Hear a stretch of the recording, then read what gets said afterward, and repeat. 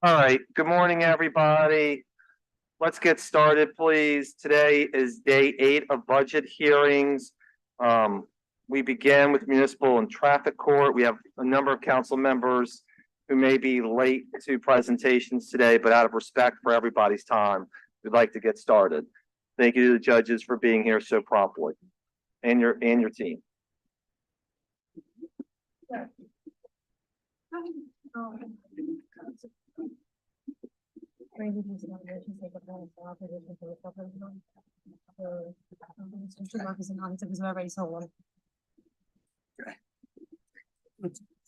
Your microphone, everything's good, man.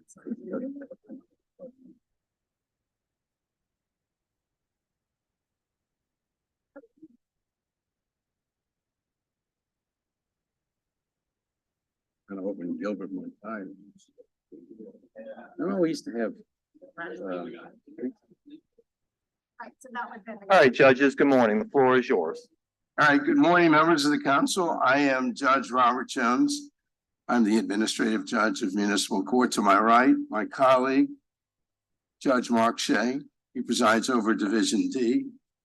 To my immediate left, Monique Boissier, she's the JA. And to her left, my chief financial officer, Misha Yang. Our court has jurisdiction over all misdemeanors, state and municipal ordinance violations that are committed in the parish of Orleans. We also have jurisdiction over all traffic offenses.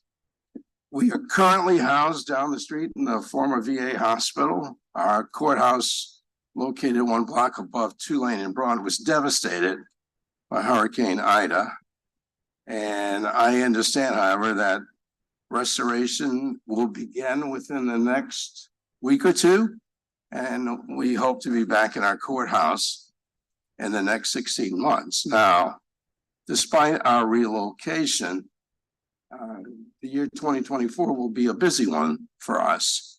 We were fortunate enough to be awarded a $800,000 grant from the U.S. Department of Justice to establish the first community court in the state of Louisiana. This court will differ from traditional courts in that an effort will be made to identify and address the problems that motivate persons to engage in criminal activity, low-end criminal activity. So in that aspect, and to sort of understand the challenges that we're going to face and the needs that we need to address, we surveyed our cases in our defendant universe, and we learned the following. First slide. Yeah. Our mean defendant's age is roughly 40 years old. Slightly more men than women. Next slide. Last year we had 3,200 filings. These are primarily municipal court violations.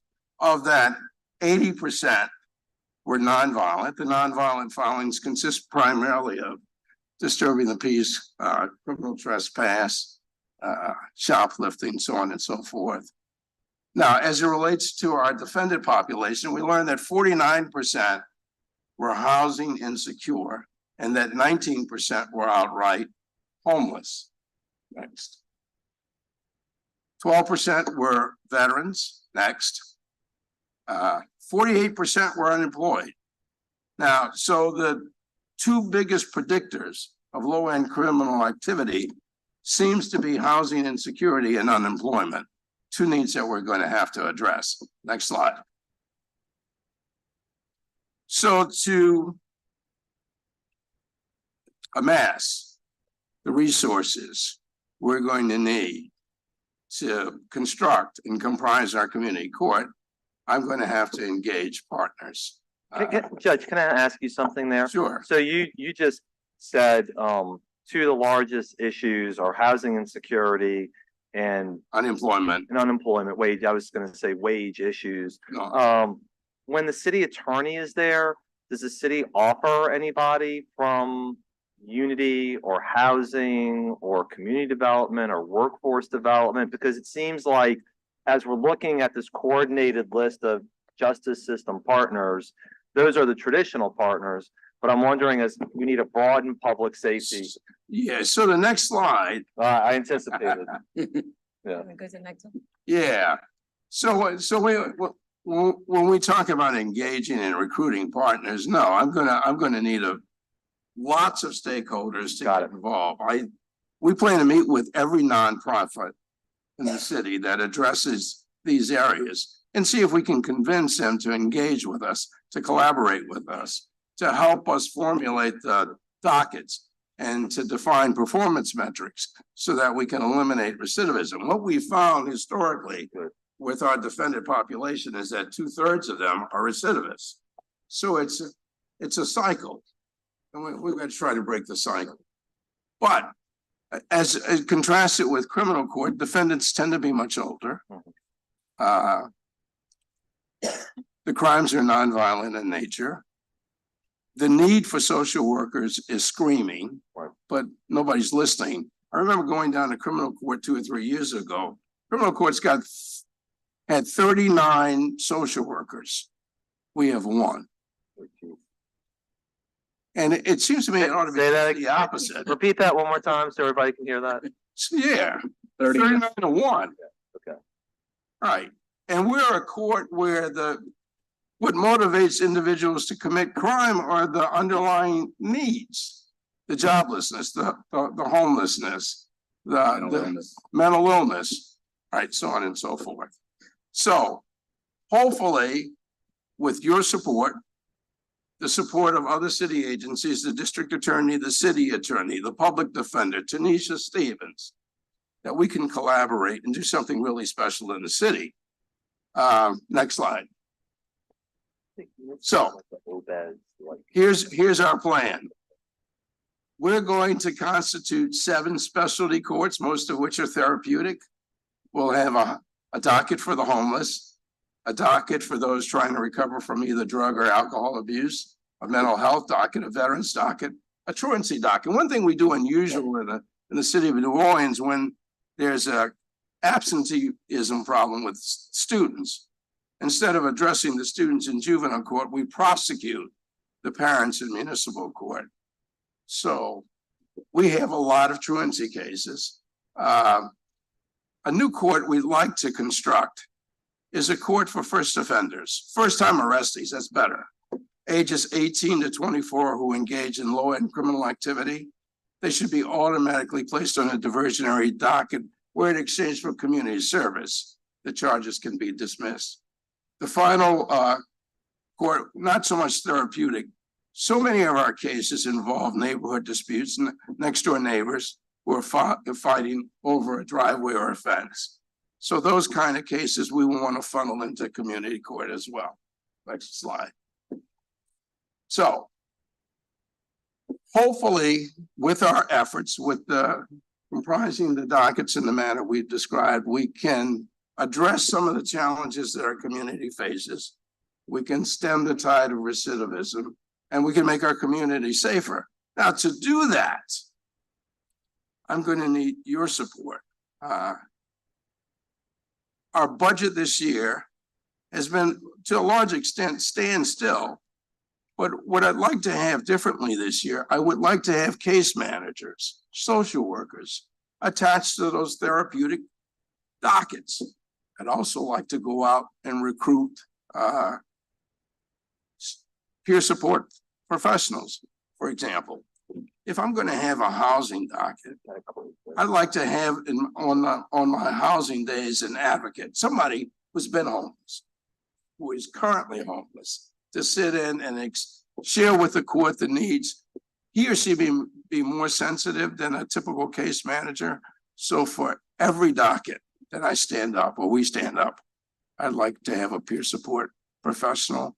It's going to cost a little money. I haven't asked for much, but hopefully you will understand and appreciate our vision and join with us in our mission to do something radical in this city. Questions? Well, I guess one question, one comment. So first question would be then you would ask for 1, 2, 3, 4, 5, 6, 7 additional social workers at a minimum to accompany every docket that you have.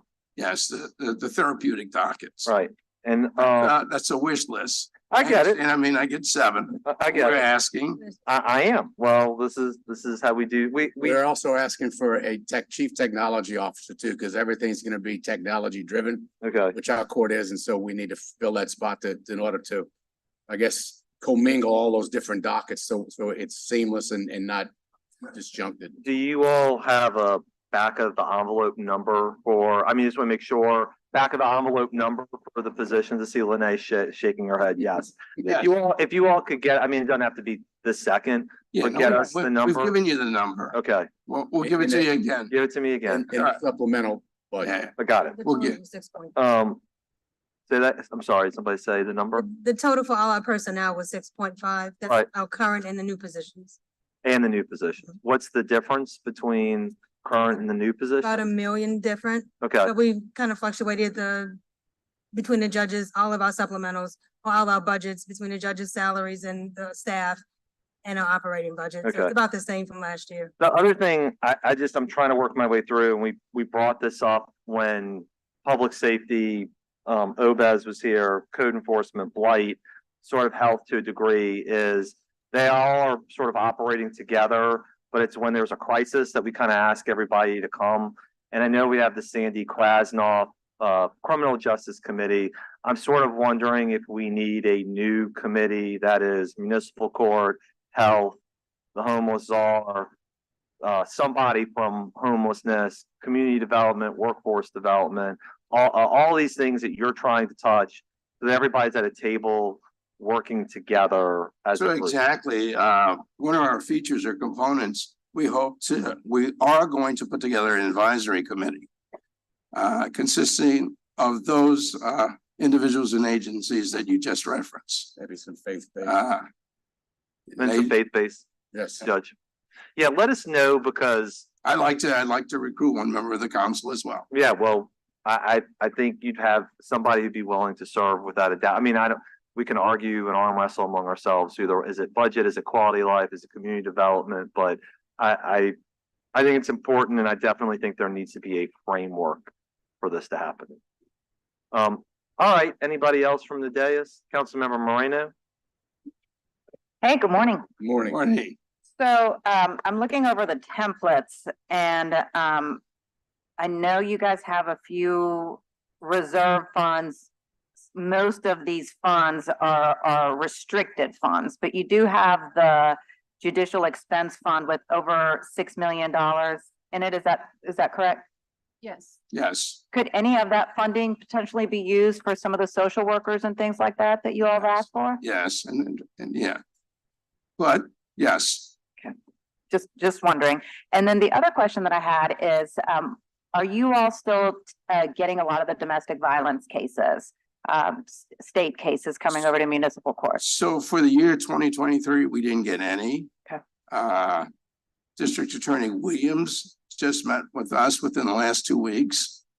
And he expressed his intention to address the backlog in criminal court with DV cases and to address the overpopulation and OJC relative to misdemeanor defendants. He would like to move the overwhelming majority of his DV cases to municipal court. It keeps going back and forth, it's Yeah. like, It's you- not just him, you know. it's been previous yeah, administrations. right. I mean, it's like, cause you all had them and then they moved So back to current state plan for court. 2024 is we'll get them all back. We'll get most of them. You'll get a lot of the you'll get the misdemeanors back, Yes. right? The state cases Yes. that are misdemeanors, right? I think that gets confusing sometimes because you're municipal court, but you still are able to deal with State misdemeanors, misdemeanors. state misdemeanors, Yes. exactly. So if you all are getting the DV cases back, I think when we talk about, caseworkers and social workers, as you all know, criminal court, they've been able to have more social workers hired because we boosted their budgets there. I mean, I think if you're gonna get all these DV cases, you're gonna need to be able to provide We need additional. support Yeah, personnel. you need support personnel, because if in criminal court, you're gonna have all these additional supports.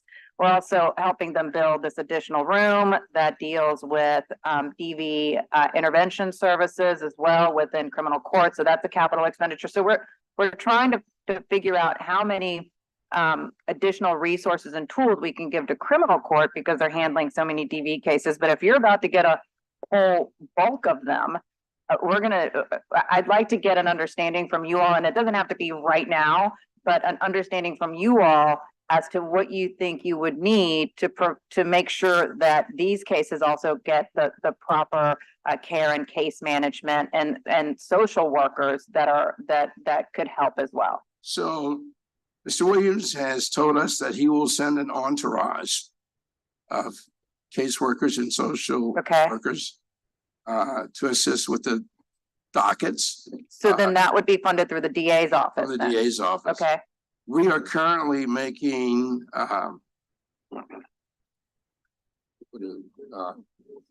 renovations Mhm. to our existing facility so that we can have spatial accommodations for both DA, DV victims, support personnel. We understand we have to change the courthouse configuration, and we're currently so engaged. got it. In our understanding too, I'm sorry to interrupt. No, go ahead. But it's not gonna be a transfer of the current cases. It's gonna be new filings going forward. Okay, So it's not gonna be this big dump of cases on the municipal Got it. traffic court. Yeah. As, still though, there's so many though that it's still gonna be. like such a 1,500 a huge- yeah, year. Yeah, I was gonna say, it's gonna feel like a big load coming your way. Well, what I'll do is I'll get with the DA's office so that I can understand what resources he's sending your way. I just wanna make sure we're all on the same page, because the last thing I want is for you all to now be handling 1,500 cases and have no additional resources to go along with the 1,500 cases. I appreciate So, that. all right, thank you. yeah, Thank and, you. and as you know, Yeah. Councilmember Moreno, is that DV cases are a case that requires additional support. It's not like a regular run. No doubt about it. Additional intervention, additional oversight, no doubt. And that's why I just want to make sure that, you know, you guys aren't just getting 1,500 cases and nothing to go with it. Right, thank you. Thanks. Thank you, Councilmember Green. Good morning. Good morning. This is an aside that we can't answer today, but I'll tell you, it would be helpful to me if I really felt that the different branches of criminal justice coordination in our city was talking to each other. I don't get that impression. We've had presentation after presentation where different offices have asked for more money. Not suggesting that exactly as you suggested today, that cases were gonna be referred to you, that maybe there'd be relief on a certain end. As a city council, we hear from every office, and we've heard so many different concerns, but nobody has expressed that they're working, not nobody, because I'm gonna find somebody who expressed it, and then somebody's gonna say, oh, Green, you're wrong. Somebody did talk about it, but they haven't talked about the coordination. If the district attorney is gonna send to you that number of cases and there's gonna be a need on your end, it seems to me that the district attorney might have mentioned that. And I just, or the Criminal Justice Coordination Committee would have mentioned such, and I didn't get that. Right. And it's just a concern. You all can't answer the issue, and I'm not putting you on the spot. But when we talk about community court, the creation of it thereof, the forwarding of cases to you that are handled by the district attorney, I would just like to see, to anyone who's listening, that there might be a summary, for example, of the criminal justice coordinating needs involving every agency that's involved with criminal justice, so that we as a council can look at how it can be coordinated in a way that can, one, work to the best interest of the taxpayers, also the victims of crime and those who are in the system. And I think it's worthy of having a discussion that maybe brings a memo to us that is from the DA and from your office expressing what is going to happen in your opinion. Point well made, and hopefully everybody's listening. Okay. Do you all participate in those meetings? Yes. And you're invited? TCC, yes, Do you find them helpful? sometimes. You're a politician. You've been at it a long time. Even at a long time. So I guess maybe I should ask for a percentage of them that. It was a diplomatic answer for sure. Yeah, right. Wait, that's worthy of an offline discussion. Okay, thank you for being Right. pretty straightforward about Right, that. thank you. Thank you all. All right. Mr. Burnside, good morning.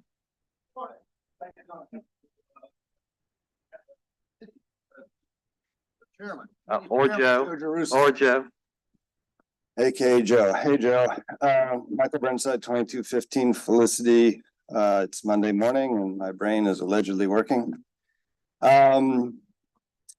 There's no reason to be mean, but I will state bluntly, I'm used to numbers. I was an electrical engineer. I like numbers.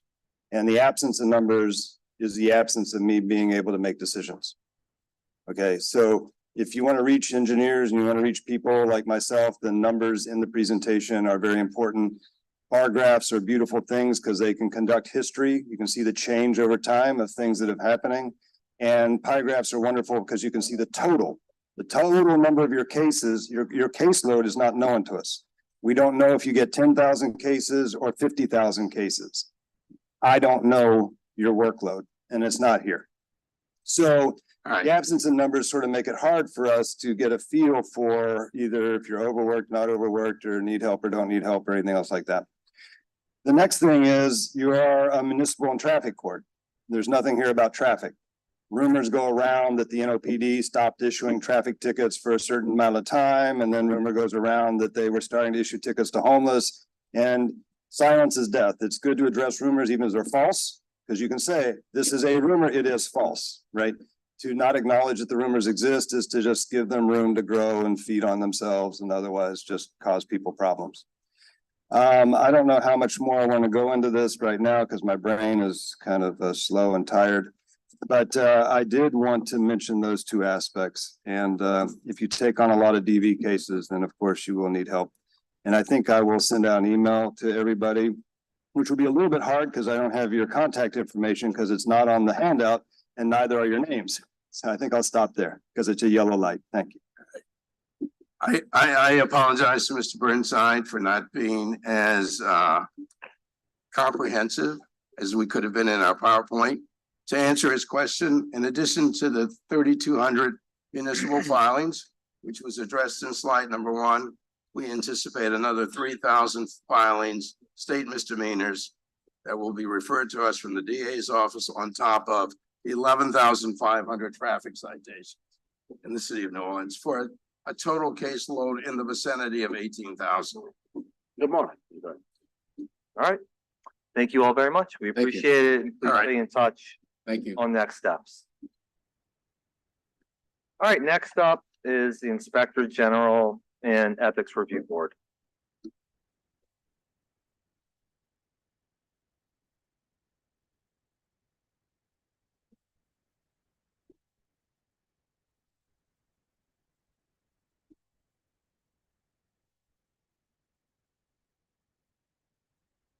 Morning.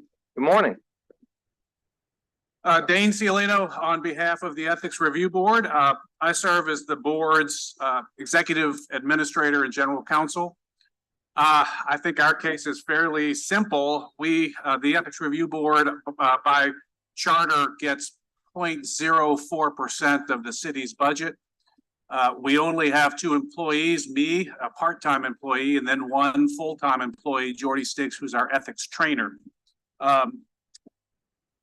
We have roughly $500 to $1,000 of expenses each month, and that's mostly for copying materials for ethics presentations. Occasionally, we'll have to hire a contractor, and that's just generally when we have a search for the IG or the IPM. We don't anticipate either one of those in 2024. Other than that, our budgets, our salary budget is fairly small, again, for 1 part-time employee and 1 full-time employee. If anyone has any questions, I'm happy to answer them. Council members Green or Moreno? No. Nope. All right. Thank you Thank very you all. much. We Appreciate it. your being here. Thank you. Wait, but we're gonna do it together after OIG. I've not forgotten. Sometimes I do. Yeah, thank you. All right. Next up, Inspector General.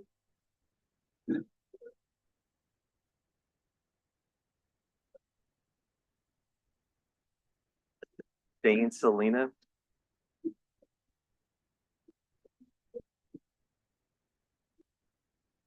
Oh, yeah. Trees? Yeah, they can come. They can all come. Yeah. Or are you gonna do it?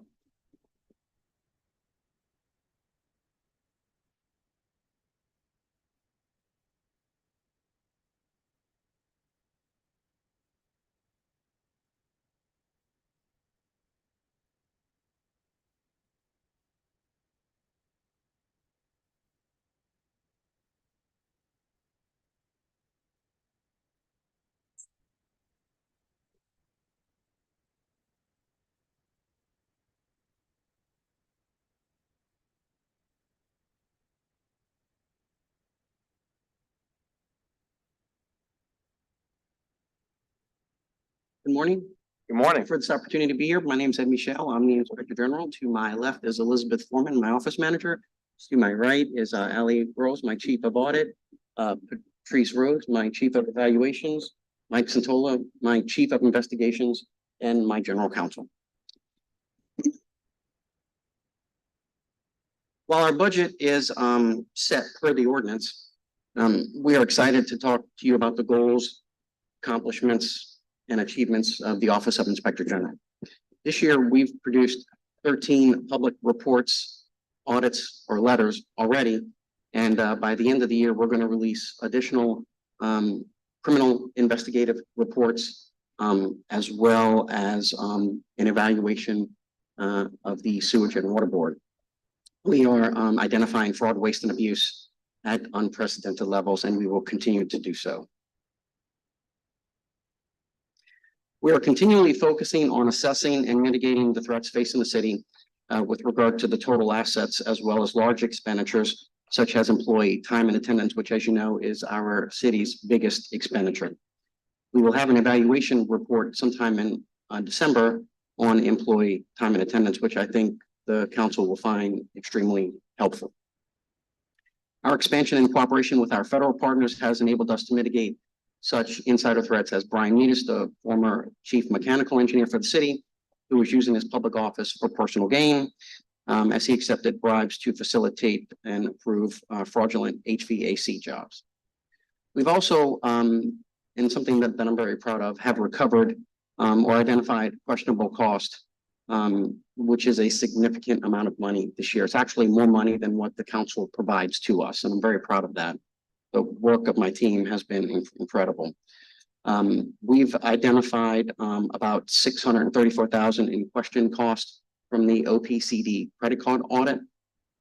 We've identified about $603,000 regarding our NOPD staffing and recruitment, which is about $50,000 a month that they'll have to pay if they don't address the staffing shortage. We've recovered about $1,063,000 from Forward Together in New Orleans, and our homestead exemption fraud initiative is ongoing, and we're likely to recover probably more than $1 million as well from that at the end of the year. To date, we've identified about 150 properties thus far that are waiting for reassessments, and these are properties that have enjoyed a homestead exemption despite the owners being deceased for several years, in some cases about 10 years. I'd like to talk a little bit about our goals and objectives. Our risk assessment continually assesses the risk facing the city, and we are continually adjusting our resources to identify and mitigate these threats as appropriate. We frequently refer ongoing criminal matters to the appropriate prosecutors. For instance, James Mohammed, the former director of code enforcement for Kenner, who was paying bribes to the chief mechanical engineer, Brian Meadis, both have been since convicted in federal court. We will have more referrals in the future. Holding people accountable when they utilize their public office for personal gain sends a message that we just won't tolerate corruption. Before you go to the next slide, I have a question to ask.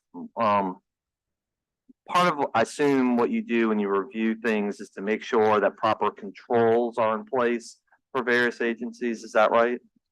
That's correct.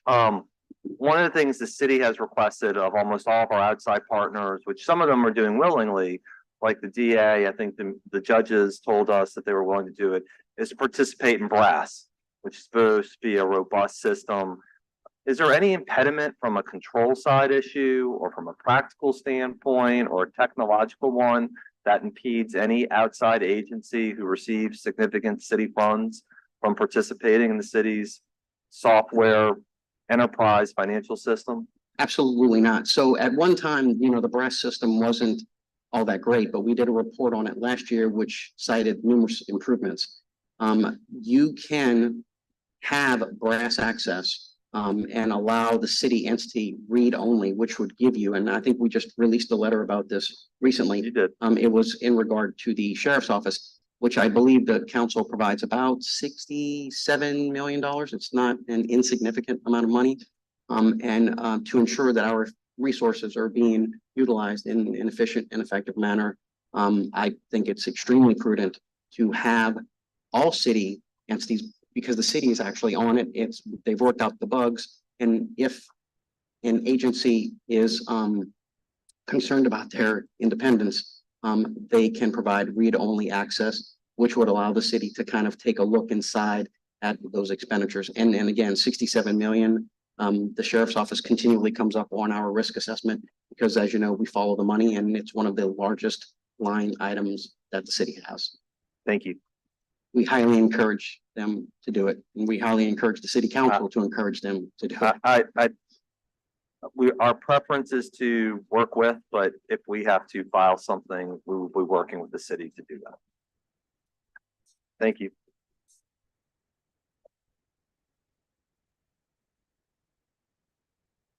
So with regard to our staffing, we have increased our staffing this year by about 50%. We've added auditors, evaluators, and investigators, a human resource manager, as well as IT staff. Hiring is extremely difficult. We are fighting the same pool that everyone else is, but we continue to augment our staff. This augmentation helps us to excel at a level which we have been operating at, and we've increased our productivity year over year since 2020 by about 400% and have maintained that productivity year over year. For the few employees we've had a significant impact on the identification and mitigation of risk.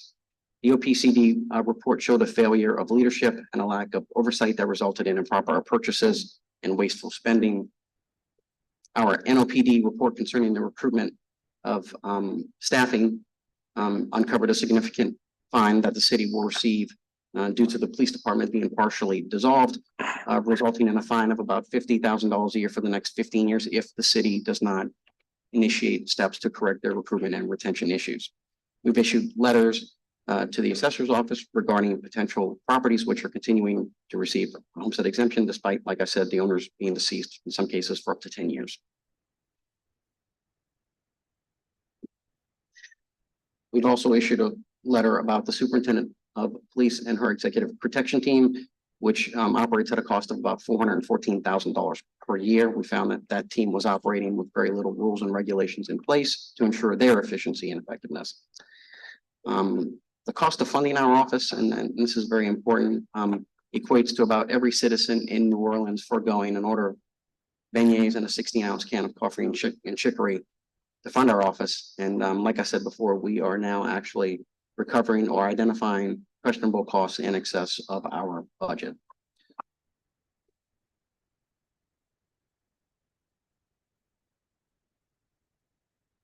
Our budget, as you know, continues.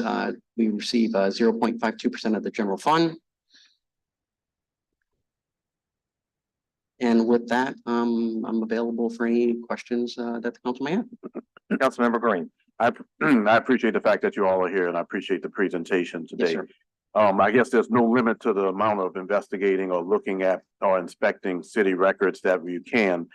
I want to ask you to tell me how you trigger an investigation with OIG. I'm sorry. So in investigations, And I should have said you. I didn't mean to say you. I meant one, just a member of the public. How does an investigation get triggered? sure. So we have an annual risk assessment and we, as you know, follow the money. But in times, we often receive information from confidential sources that tell us that they are some things that are amiss. We receive information about individuals through our hotline that may or may not be utilizing their public office for personal gain. We receive information from a host of general sources online, as well as the legislature's office. You know, we follow the money, and when we see aberrant financial transactions or personnel actions that are occurring, then we initiate some investigation or some investigative activity to determine the veracity of the potential allegations. A lot of the times we open and close investigations and people don't even know that those investigations were ongoing because the allegations were determined to not be valid. So just the general public in general, for the sake of knowledge, because lots of people are watching, if they felt that there was an area in which they wanted to conduct an investigation, it would be simply that they would contact your office and send an email, or is there a procedure? Yes, sir. And is there a procedure that protects the public? I want the public to know. Yes, sir. Because people are confused about many agencies within city government as to how they might register their complaints. People fear retaliation. They fear issues going beyond what they suggested was a problem. What is your Yes, sir. basic comment? That's a great question. So our office offers anonymity. It's guaranteed. If someone would like to contact us and request anonymity in their conversations with us, we can guarantee that. If they don't want to contact us, they can contact our hotline. They can email us, or they can phone it in on the hotline tip line. And both of those are confidential as well. Okay, I appreciate that. And we've received several complaints which we've opened. For instance, one of the tip lines that we had was about homestead exemption fraud. And we uncovered 3 properties, and immediately we initiated an investigation because I thought it was large scale. And as it turns out, we've identified about 172 properties now that are enjoying the homestead exemption in violation. It's a criminal fraud of the law. And we've identified like another 172. So that's going to be probably another $1.5 million that the city is going to get back. And these people have been dead for 10 to 12 years. They don't need a homestead exemption on their property. Well, that's an interesting investigation. Do you go across agencies in your investigations, or is it mainly city of New Orleans? Our jurisdiction falls with any entity in the city, any employee that spends city funds, and we coordinate our resources with local, state, and other federal agencies as well to combine our resources effectively, because there might be individuals in the city that come up on other state, local, and federal investigations as well. But if you're a city employee and you're spending city money, or if you're a contractor connected with any type of city contractor, we have the authority to look at and review those records to ensure that those funds are being used in an efficient and effective manner, and then people are not abusing the public trust of their office. A very specific, if someone wanted to file a complaint or a concern to ask you to look into it, could you tell the public now what they should do? Yes, sir. They can go to www.nolaoig.gov. And they can simply send us an email, or they can call the hotline. And if they would like to request anonymity, they can, and we have, and will continue to offer anonymity for individuals who report information to us. I would also like to add that we release all of our reports online as soon as they are available. And we've redeveloped our website as well, and we are on Twitter and Facebook and now on Instagram. So if you want to get the most up-to-date information from us, that is one of the easiest ways, is to simply follow us on one of those 3 social media accounts. And it's a wealth of information. Right, and the public should know that it's not always a criminal matter that you're looking into. It may be inefficient spending, for example. For example, we spent, and I've made this clear, so much money over the decades on the situation involving those who are unhoused, maybe more than I think that we as a city have gotten back in terms of the alleviation of the problem. But those are the kind of things that don't involve criminal investigation, but something that you would look into because it's in the interest of the taxpayer. Of course, it could involve an audit regarding the inefficient or ineffective use of resources, such as an evaluation for time and attendance. We could look at spending in an auditory function, and we can conduct an administrative as well as a criminal investigation. So we have a very broad-based avenue of auditors, evaluators, and investigators, as well as IT personnel that combine their resources to effectively identify and mitigate any type of threats facing the city. And we encourage and welcome all individuals who would like to contact us. Okay, thank you. Thank you all for your Thank time. you, sir. Thank you. Councilmember Moreno. Thanks. Good morning. You recently completed a very thorough report, an investigation into the smart cities procurement. And in your report, you are asking the city council to move forward with some legislation, kind of tighten things up. Can you explain that a little bit to us and to the public as to what you're seeking? And as I've already told you, my chief of staff is already willing to work with your office to get this done. Yes, so as the reporting requirements are now, it's employees who are involved in the procurement and potential procurement process have to report any type of relationship, which could be a conflict, at the 5,000 and above level. we believe that if we augment that ordinance to $0 to $5,000, it would close that potential activity for individuals involved in potential contracts now that aren't making any potential income, but that income that would come later. So it would just close the gap and it would be more transparent. And so what you're saying is that this would kind of close that loophole if, let's say, promises are made for potential financial benefit in the future. Yes. Got it. Okay, thank you. And Adam Swensick is here listening to that too, because he's going to be the one helping to draft it. Thank you. I don't want to know the substance, but you said there will be additional reports before the end of the year. About how many do you think we'll get before year's end? I think we're probably going to have like 3 more. Okay. Great. All right. Look forward to getting those. All right. Thank you all for being here. Thank you for your time. Hang on one second. I have not forgotten about you. Michael Eric Burnside, District B resident. If you'd like to speak, please. All right. The floor is yours.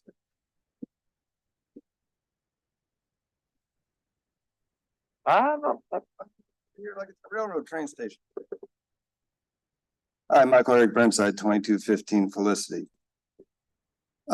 So this is on me, but I don't have a public handout that they have on there. And I looked over here at the table twice and didn't see it. So everything that you presented was strictly verbal for my life. And you have a soft voice, not to be offensive or anything, but it was sort of difficult to follow some things for me personally, because my hearing's not so good. So between not having a handout and a soft voice, there's not a lot for me to say, but I will say a few things anyway. I did look at your slides on the overhead projector, and it would be good if bar graphs and pie charts were used, because just like the judges, we don't have an idea of sort of the total bunch of stuff that you're involved with. So what do I mean? I mean, you said several times the words in excess of our budget. So you're proud and you've presented that you've saved this $1 million and that $100,000 and this other $1.5 million. But everything is separated from everything else. It's not stacked on top of itself in a bar graph so we can see the total amount of money that was saved over time.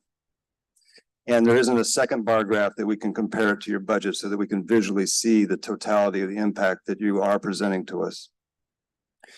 Let's see, what else do I want to mention? The Hard Rock Hotel, we still don't have trolley service and we still don't have a sidewalk fixed.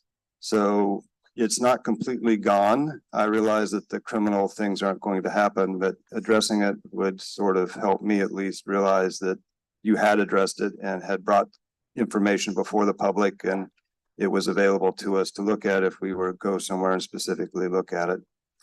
As far as the rest of it goes, I do have happiness in my heart that Councilman Green did the questions that he did, because I'm currently in a disagreement with my city over an affordable housing contract that everybody's signing for a situation in the lower 9. And I would like to talk to somebody about that. So I don't really know how to do that because your offices, of course, are secure and over in the Federal Reserve Building. So you can't just walk into your front door and say hello. And I have dealt with inspector generals where you could walk into a front door and say hello, both in the United States Army and in the University of California. So I understand your statement about doing things online, and I understand your statement about using your website. But if there was an ability, say once a month or once every other month, to contact a member of your office, say at City Hall or some other physical location where a person could bring in some papers and sit down and express their emotional unhappiness, that would be a public outreach that I, for one, would take advantage of. Thank you very much. Thank you, Mr. Burnside. We'll be having Meet the Inspector General coffee sessions in the next quarter. So where the public is invited to meet and come speak with me. So looking forward to seeing you there. With regard to the PowerPoints, these are standard PowerPoints that we have to fill in, and every city employee has to fill out the same one. So, and again, all that stuff is readily available online. Thank you very much, Mr. Michelle, to you and your team. We appreciate it. Okay, next up is French Market Corporation.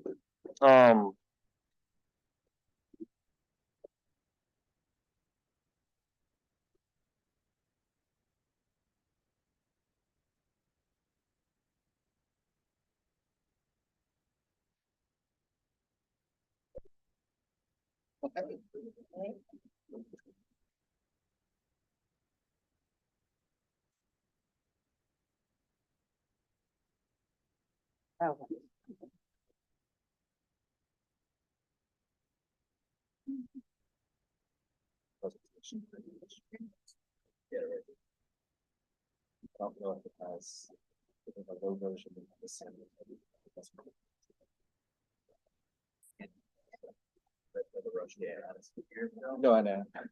I did, they used to have this.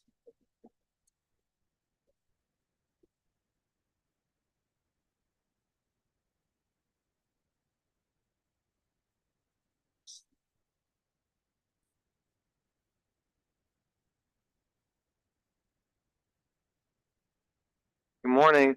Good Can morning. we just like, I mean, we've been here for a long time, so can we cut to the chase a little bit? All right, so obviously the paper reported this weekend on the state of the Pentalba. Yeah. We've asked the city, give us your list of things that are priorities for you. We have things that are priorities for us. Can we have a Venn diagram and see how those things intersect? Where does this sit if French Market Corporation knows in terms of the capital improvements needed in the city's priority list? So I'm not sure. We got very positive response as we move through the capital projects process. And I'm not as intimately involved in that process as I was years ago with city planning. So I don't know comprehensively how that's occurring. So we got a great response from Capital Project. I've gotten great responses from everybody I've discussed this with. They all understand the logic of it. When we looked at the capital plan, it actually says our funding is approved. It just doesn't have a dollar figure in there. So that's where I'm sort of, people understand the value of this building. This building is a revenue generating asset. It has 50 residential apartments on the upper floors. It has 13 commercial units on the ground floors. The challenge that we're going to have is really going to be with the residential units. The commercial units run off of a separate air conditioning system. They're each individually, run. The larger units are run off of these two massive chillers. These two units. So, and I don't want to bore y'all. I know y'all know a lot about the Pentalba. So the Pentablas is not one building. Robbie, can you get us to the slide that shows the renovation? I'm sorry, on the Pentalbas, because it'll give you sort of a better idea. That's a great one. So I know you, particularly our board members know, a tremendous amount. Pentalba Chronicles. Yeah. So when you look at the building like this, which is the shot of the roof, it really becomes obvious that it's not just one big building, but it's 16 separate townhouse structures. So think about it like you would a development in some of your, your districts. You've got, if we did it now, each one of those would be on its individual lot of record. But right now, what you've got is a building that's on one great big lot of record. And it was purchased by the city in the 1930s because it has historically struggled with water issues. So when the city purchased the building, they purchased it because it was falling into disrepair. And as I looked through all the records in the library earlier this year of everything that had Pentalba associated with it, you could see that we have been struggling with the same problems since the 1930s. Water, water. We get water from the top, we get water from underneath. There've been multiple renovations to the property. So at one point, it was much more like the lower Pentalba, where the units, you had the ground floor commercial, and then you had the unit go all the way up to the top. And it was just like one commercial residential unit all the way through. But years ago, folks went in and split them all up. So what we have is commercial on the ground floor, units on the second floor, units on the third floor, and some units on the fourth floor. The units on the fourth floor are attic units, and they are struggling to stay cool in the winter. Cool in the summer. And this summer, as you know, was particularly brutal. We're trying to keep these old chillers running. So in the midst of all these sort of odd renovations that have happened, because the French Market has had about the Pentablas has about 6 different managers since the city took over it, and different organizations, as you have a series of renovations that have happened. And most of them are trying to address water. The last unfortunate renovation that happened is one to the roof. So you have, and it's after Katrina, where your gutters are undersized to carry the load that's coming off of 16 different roofs. So we're realizing that the chillers are failing, the HVAC is failing. It's about 15, 20, Robbie, 20, and Robbie knows everything about this building inside and out. But it's about 20 years old. It's starting to fail. This is about halfway through, have to realize my crisis now, through COVID. You know, I started the French Market, I think it was like March 4th, and had to shut everything down on March 10th. So about halfway through the year, we realized these things that we've got to replace them. And then we're looking at the interior courtyard, which have had this horrible renovation. Robbie, if you can show that to him. If you can see that slide, and it's probably better, hopefully, in the ones that you have. If you look at the one closest to you, you see the flat walls that don't have any shutters or any balconies. That's what those courtyards, all except for one, look like right now.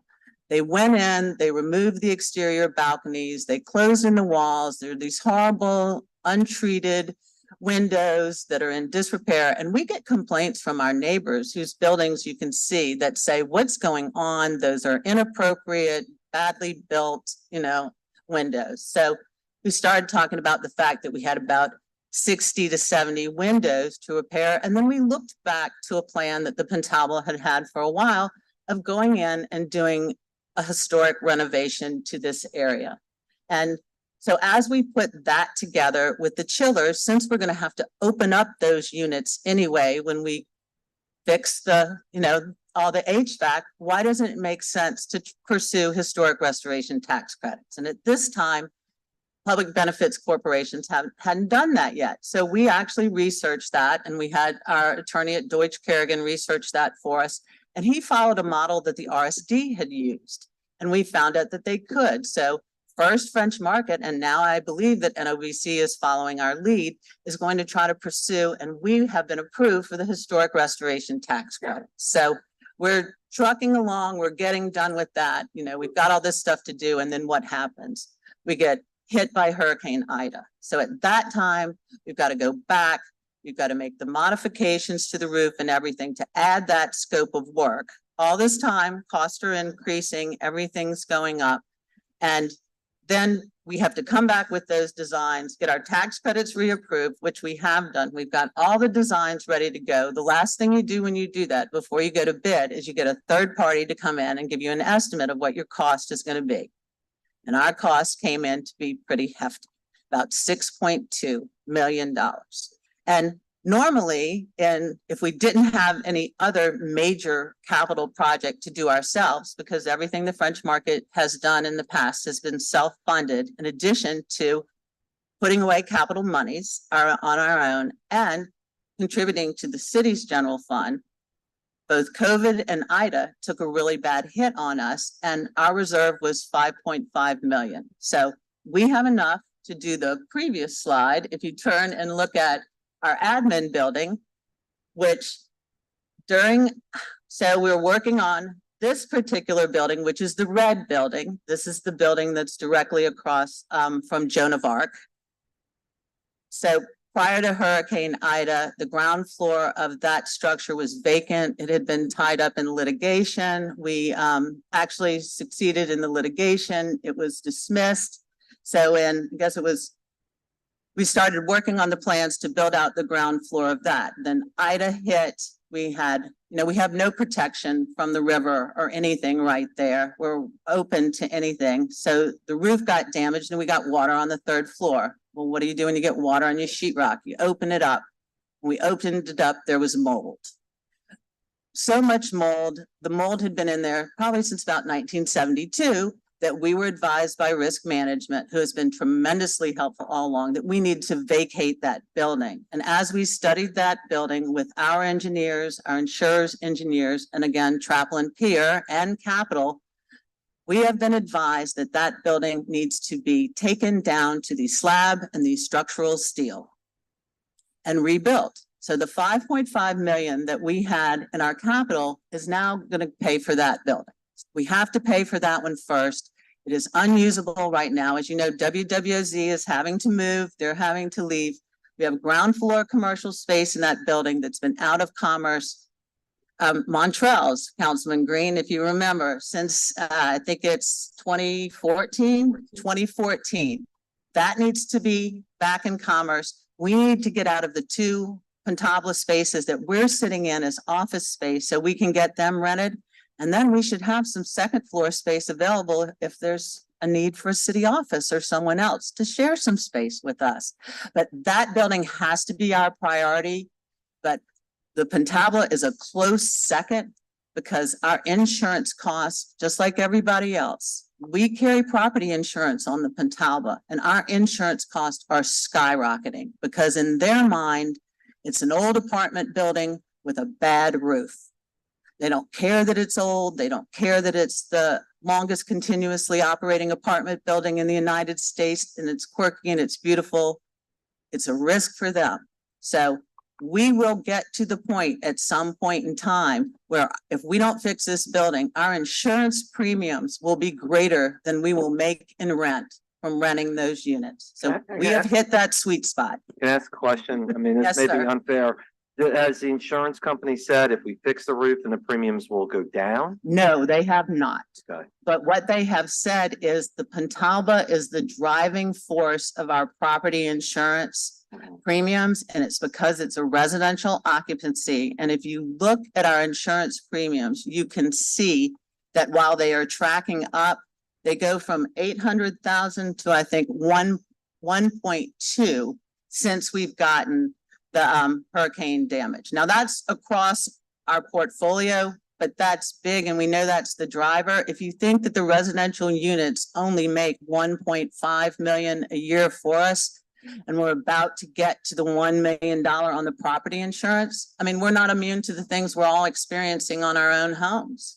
So we've got to get that roof in place. If we take the roof off, we need the efficiencies of doing this all at once. If we don't, then we're going to double our costs, triple our costs. Councilmember Morel. Thank you. I guess it lends to the question, why haven't? Why haven't we? Why have the Pentabla at all? Well, that's a policy question that's above my pay grade, Well, sir. I only say that because obviously the state has deeper pockets than us, which is why when you look at the other side of Jackson Square, the lower Pentabla, when the state needs to replace a roof, they have a much more robust capital outlay process. They just spend the money and replace the roof. The city, because by nature of being a city versus a state, we have to do rich dad, poor dad of if we give you a roof, then who are we not giving a roof to? I proposed this recently when we were doing I don't know where we are on the Duncan Plaza land swap, but it just makes sense. Why not reach out to someone like the state of Louisiana, find another piece of property the city could use for some other purpose and take the Pentabla off your plate? Because the reality is it's a tremendously expensive historic structure. Because you kind of have the administration building is beautiful, and I agree that is something that its location based upon what it manages is absolutely necessary. But the Pentabla is kind of like we've all seen the money pit. The Pentabla is the money pit. I mean, it's the property where no matter what you replace on it, some other piece is going to fall off. We have those residential units, I guess, that were created on the top floor and generate more revenue, but by the nature of the way they were created, they are uninhabitable for the most part during Sometimes parts they of the are, year. yeah. So you have angry residential renters who have an obligation with the city where they're landlord, and they have property that is uninhabitable as rented to them by the city of New Orleans. It seems like this is something where we could find another piece of property in another part of the city. We could push our agenda regarding affordable housing or something else to build something that could actually be of use to the city versus continuing to pour money in the money pit. And I agree with you. The insurance issue is an issue for everyone, especially for commercial and residential property. And at that location and at the tremendous risk of, if you have an event and that property is damaged, the cost of rehabilitating it is 10 times higher than regular property. So, I mean, I guess the question becomes, Mr. Chairman, why? Why have the Pontabla? What, the only thing that I can tell you about the conversations that I've had with the state is I think that, and Robbie and I kind of go back and forth on this. I think that it may have been an unwise decision for the city years ago to convert those attic apartments. It's difficult. It really is. And for those that have gone up there with us recently and have trekked up the 4 flights of stairs daily that it takes to get up there, you know, there are some uses that it may be better for, but for someone to live there, there are also some challenges with ADA access. You know, when you look through historically, the Pontablas used to provide housing for a lot of vets, you know, but our challenge is the staircase will not get you to the 2nd floor. So we don't have access, ADA access up there. My other conversations with the state, they seem to want us to take on the lower Pontablas. So I would be happy if we could flip that script. Yeah. Councilmember Green? I appreciate the work that you do at the French Market Corporation. And I know that this is a big issue. I'm going to purse my words carefully. First, I want to make it clear to the public that I am a member of the board of the French Market Corporation. So at the end of the day, I'm not even sure if it's incorporated into the budget where I have the ability to vote. I've asked for a legal determination, but I can comment on the matter. I just want to make it clear to anyone who's watching, I can comment. My comment is, and I appreciate your being straightforward relative to the ownership of it and to Councilmember Morell asking a question that I was going to ask. In these days of challenging expenses and no end in sight relative to the increases in the insurance and other maintenance aspects, we see what some of those problems are here today. Though I voted as a member to ask the city of New Orleans for the money, that is our responsibility as an agency. You don't just say, I'm not going to ask, and then you find out the implications afterwards. But were the matter to be discussed in a formal manner or maybe by resolution of the council asking the Inspector General to look into the costs associated with it and the efficacy of potentially working out a land swap with the state? Do you see any legal concerns relative to the history of the Pontabla in that area? I'm not a lawyer, so I'm not going to opine on legal, but what I can tell you is just a couple of things that I've noticed more as an urban planner than necessarily as someone running the Pontabla. And it's something that's reflected in our strategic plan. The Pontabla suffers from the same thing that I think other sort of orphan programs suffer from, which is being moved from jurisdiction to jurisdiction to jurisdiction. So I think if we can find a permanent home for it at the state, that's great. But the fact that the Pontabla, at least since the 1930s, has gone through different corporations' hands, it lacks the long-term continuity that it takes to get some of these things done. I know, you know, from your time on the City Planning Commission, those are 9-year terms because sometimes it takes a long time to plan something correctly and also implement it, you know. So each time I think that the Pontabla seems like it's on solid footing, something happens and someone decides to make a change. We need to make sure if there's another change that it's the right change and it's the right time. If the state were to take over now, you would lose the 20% tax credits. They can't take those, they can't give themselves the tax credits, but you might want to have a partnership with them to do something before them and then transfer.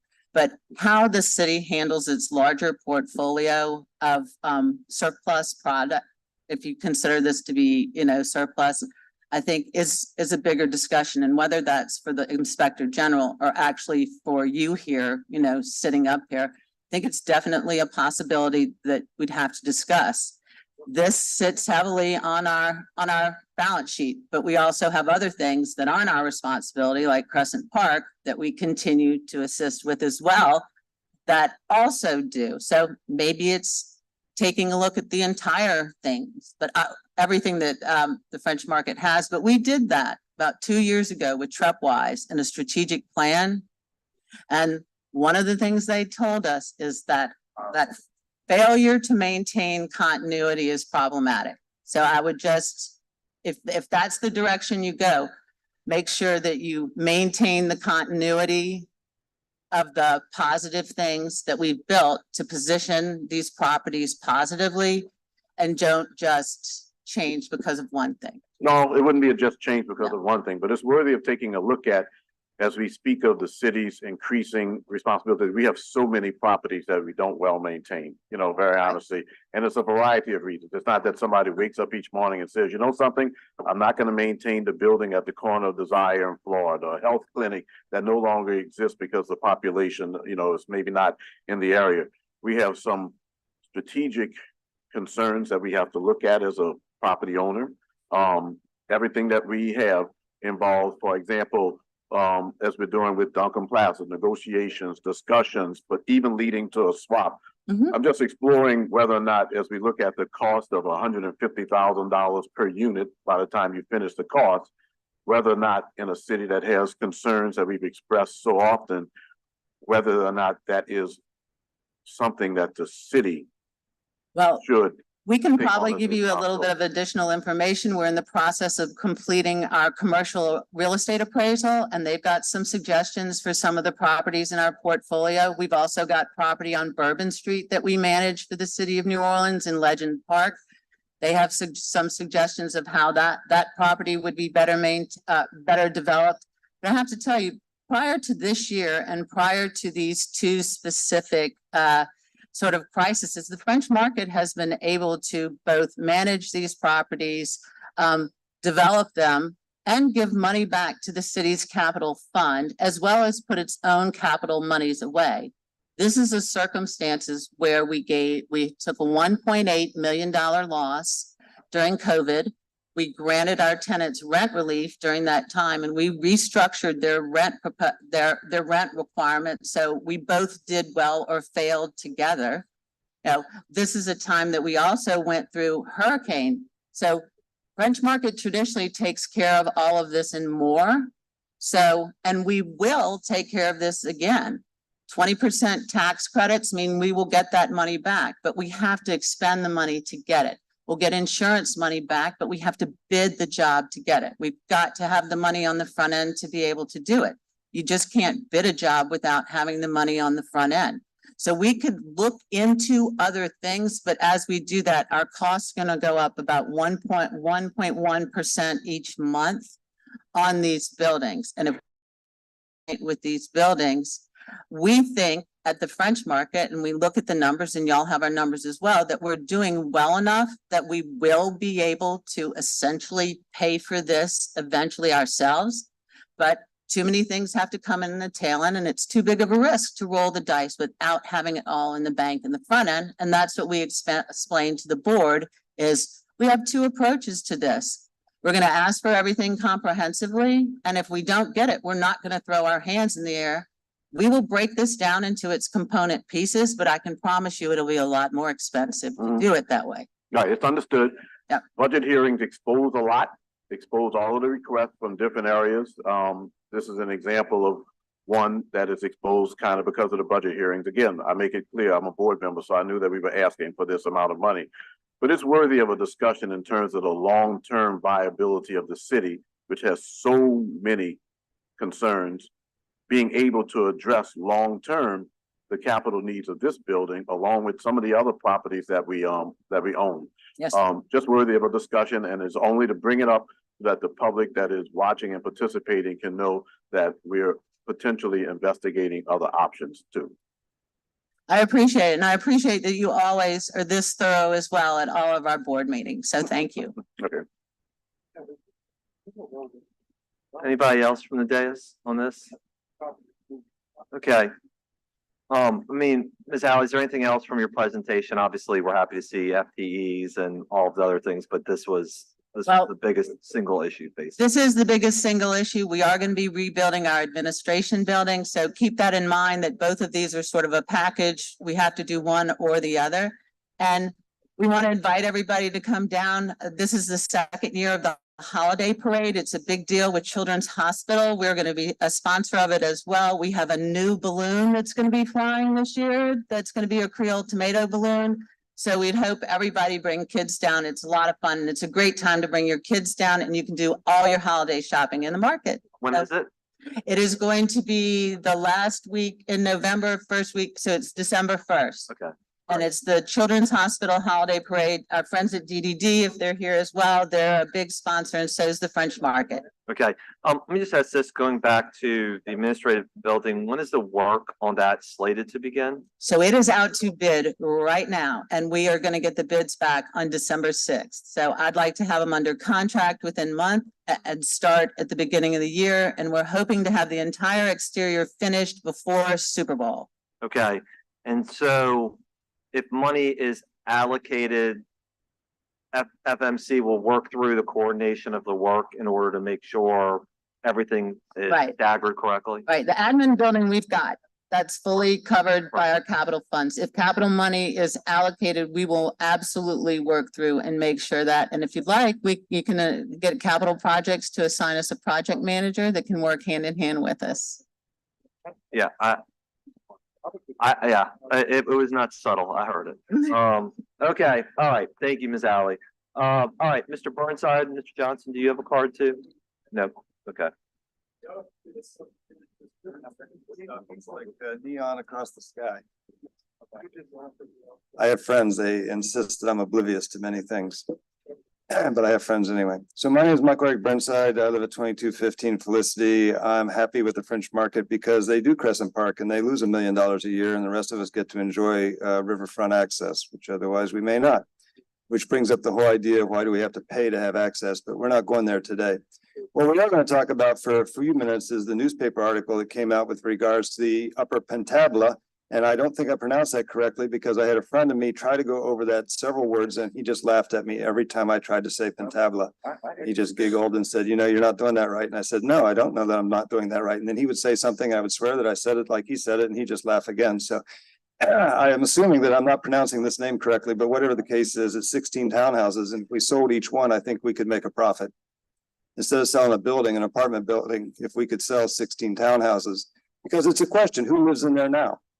Does it reflect the racial makeup of the city? Does it reflect the economic makeup of the city? Who is the city designed to help? Is it designed to help rich out-of-towners have a really cool and wonderful Mardi Gras pad to, you know, hang out in and enjoy the city? Or maybe it's to help the homeless people living under a bridge, or maybe it's to help both or neither. These are part of our discussions, right?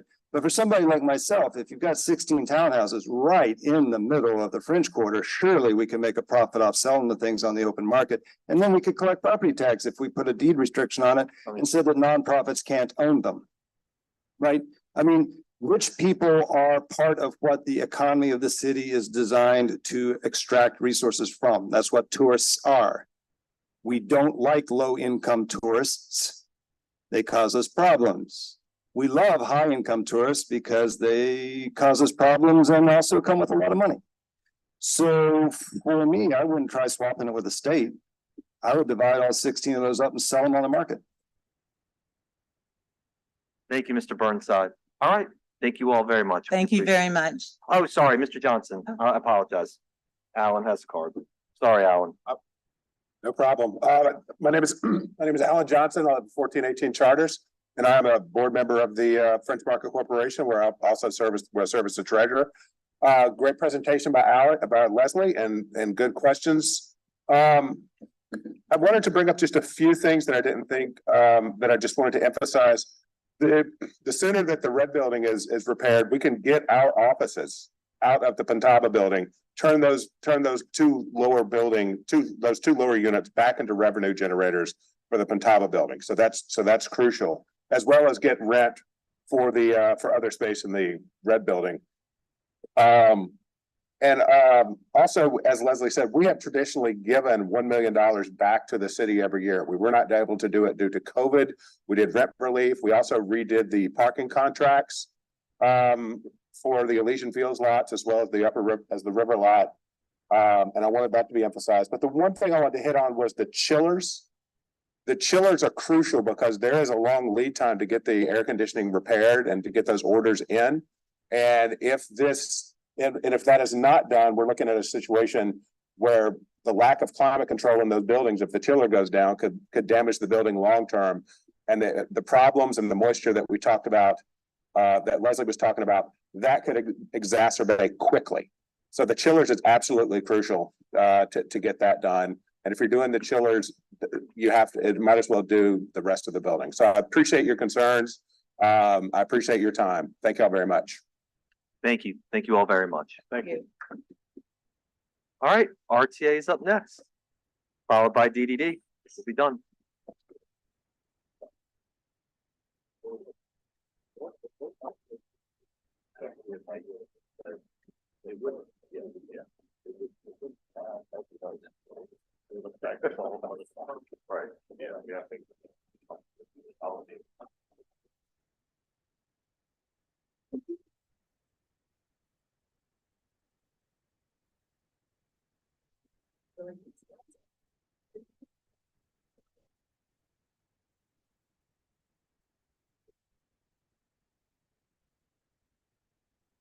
Good morning. Good morning. Good Good morning. to see you. What you doing?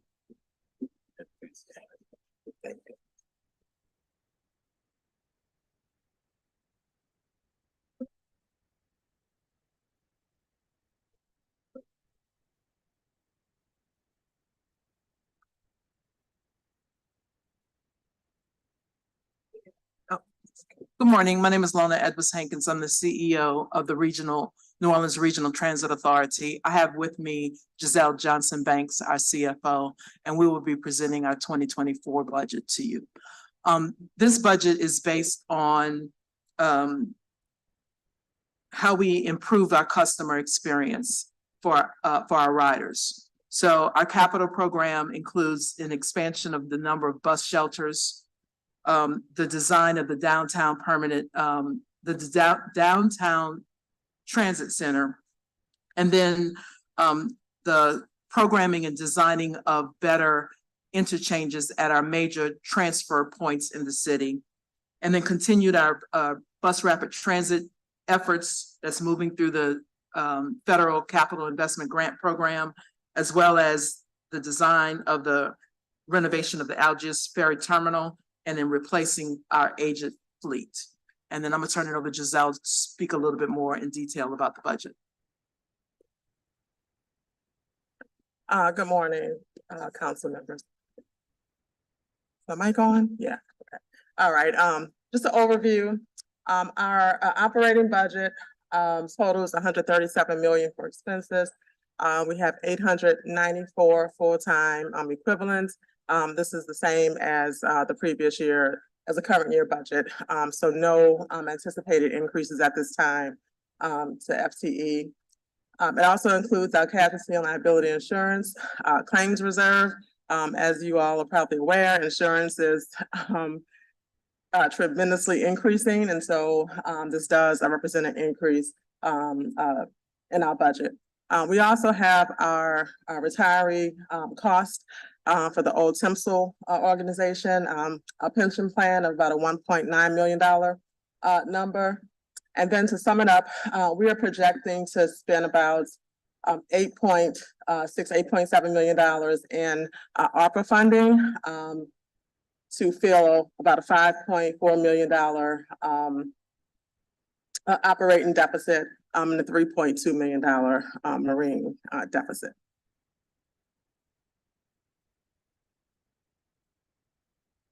Okay, we talked about the ARPA funding.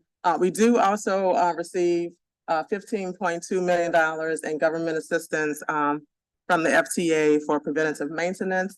This is a regular occurring formula grant that we receive for our assets and our fleet to maintain everything.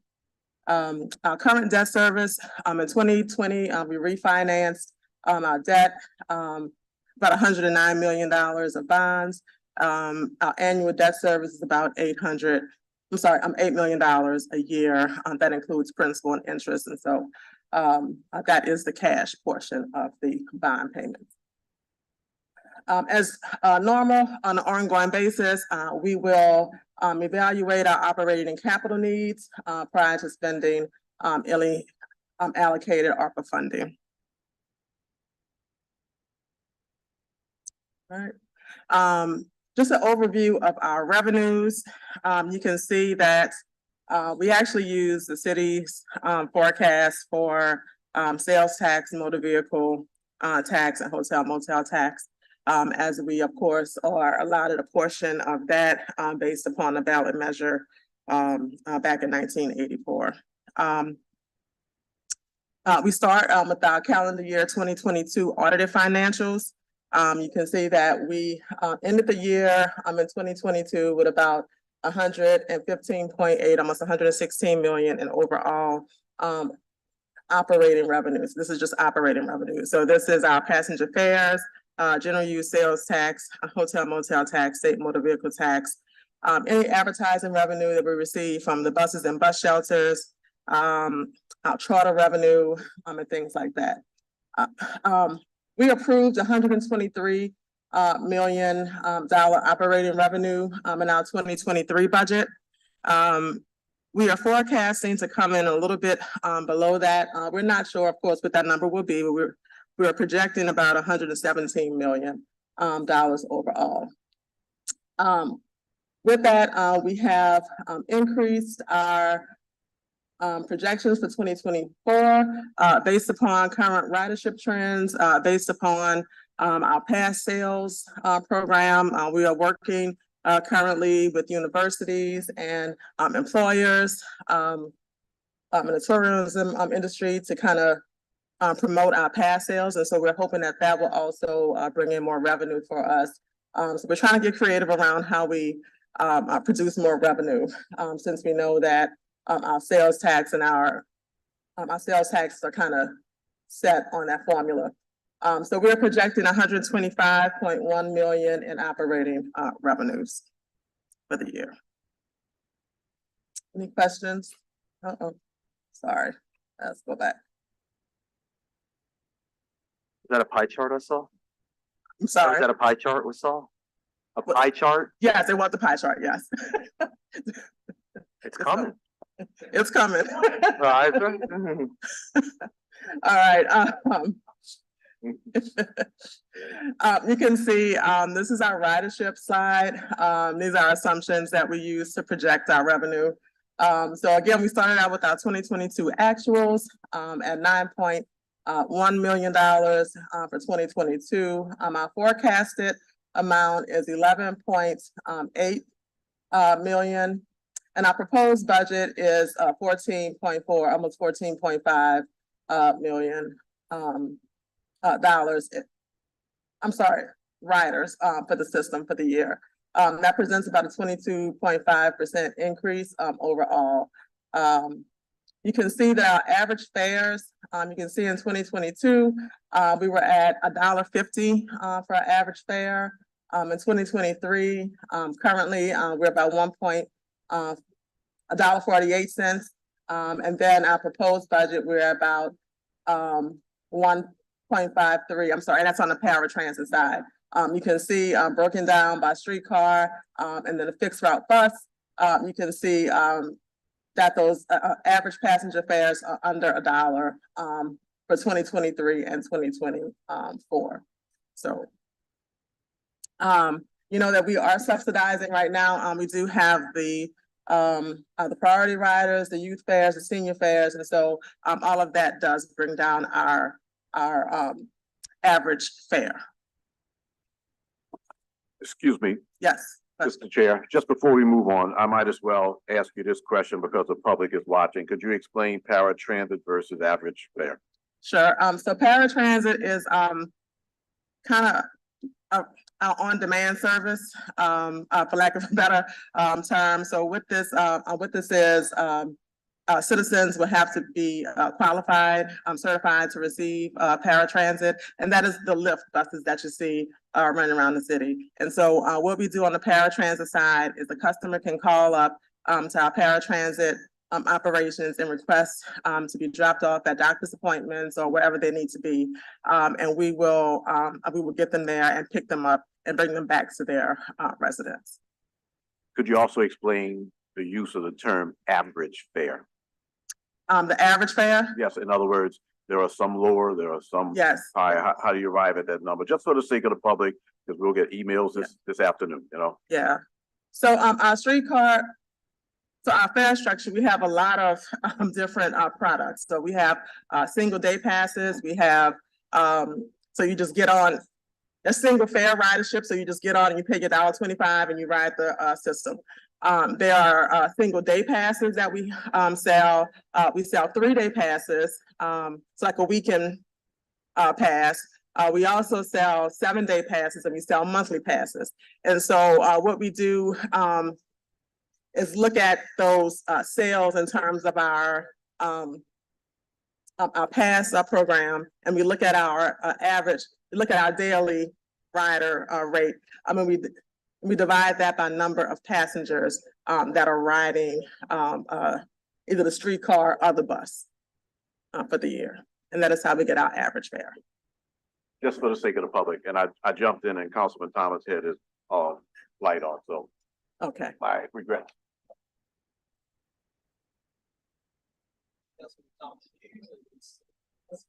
Just wanted to finish at a meat of a budget situation, and then I'll ask my questions if you don't mind. No, that's what you usually roll. Thank you. Yeah, absolutely.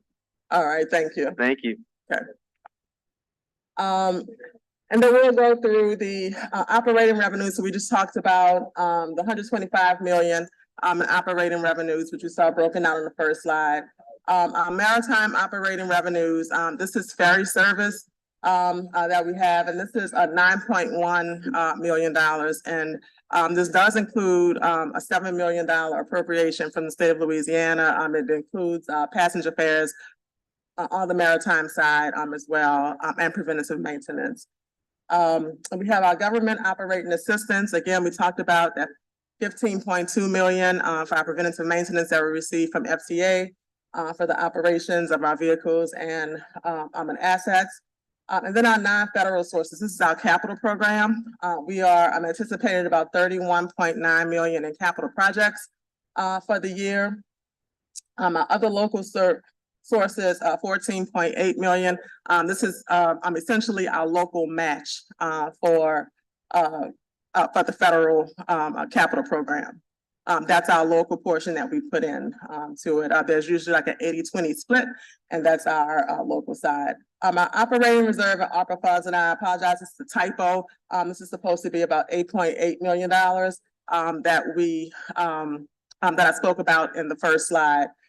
This is what we would need to use to balance our budget to get to a $207 million overall budget.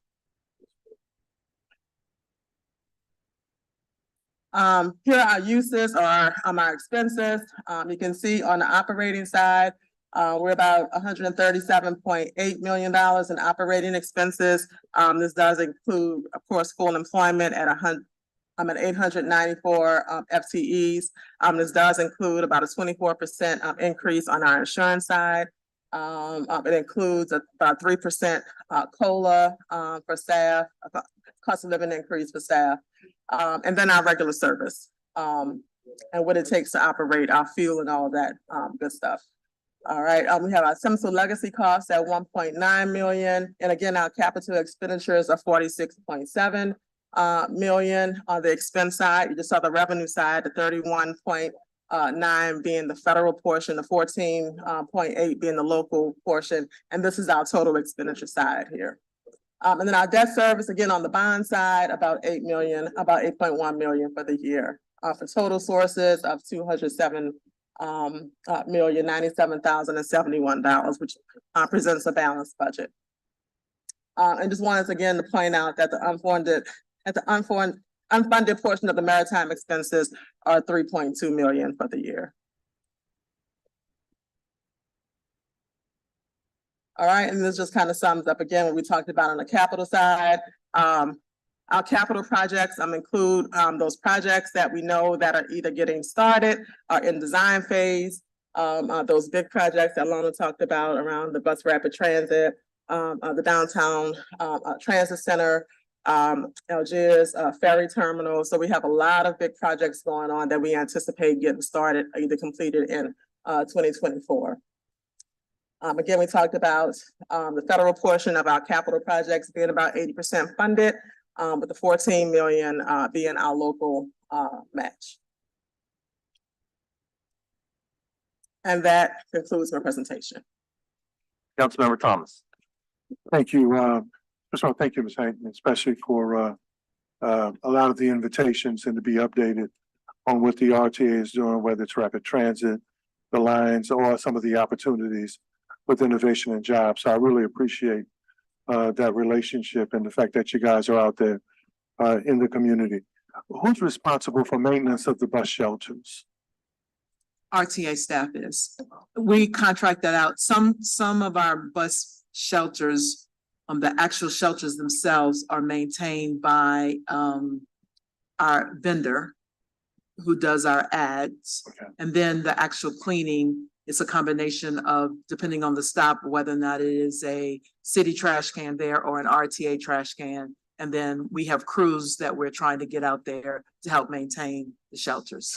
So then what happens, especially with some of the shelters out in the east, and one couple particularly on Bullard, when there are families who would need the shelter, but someone has commandeered the shelter and set up their temporary home, or they're asleep on the bench. So especially it's happening quite often.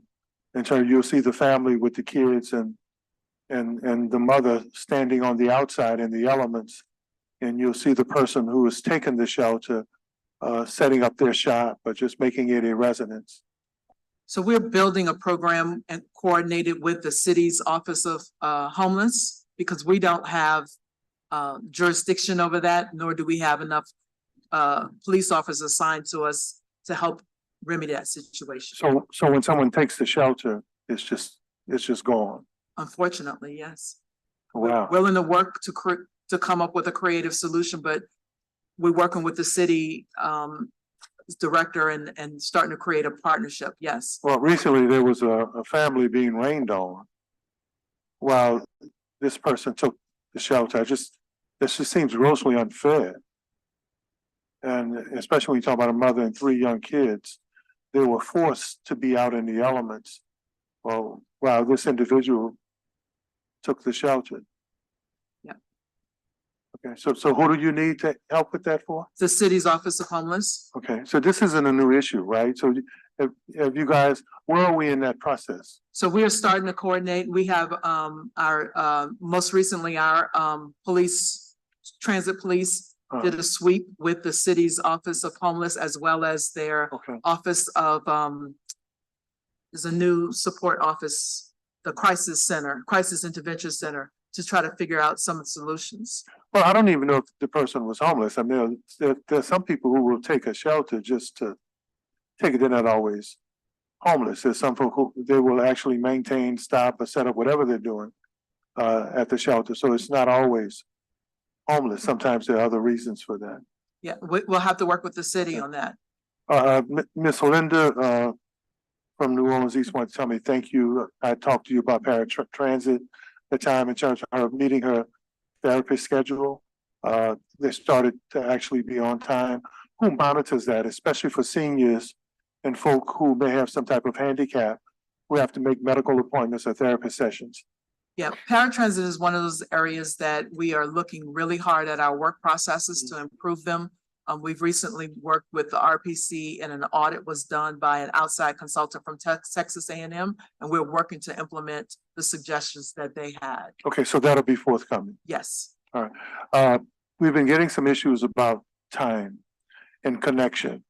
If a bus is late or a transportation vehicle is late, what is usually the reasons, or 1 or 2 or 3 reasons? Mechanical failure.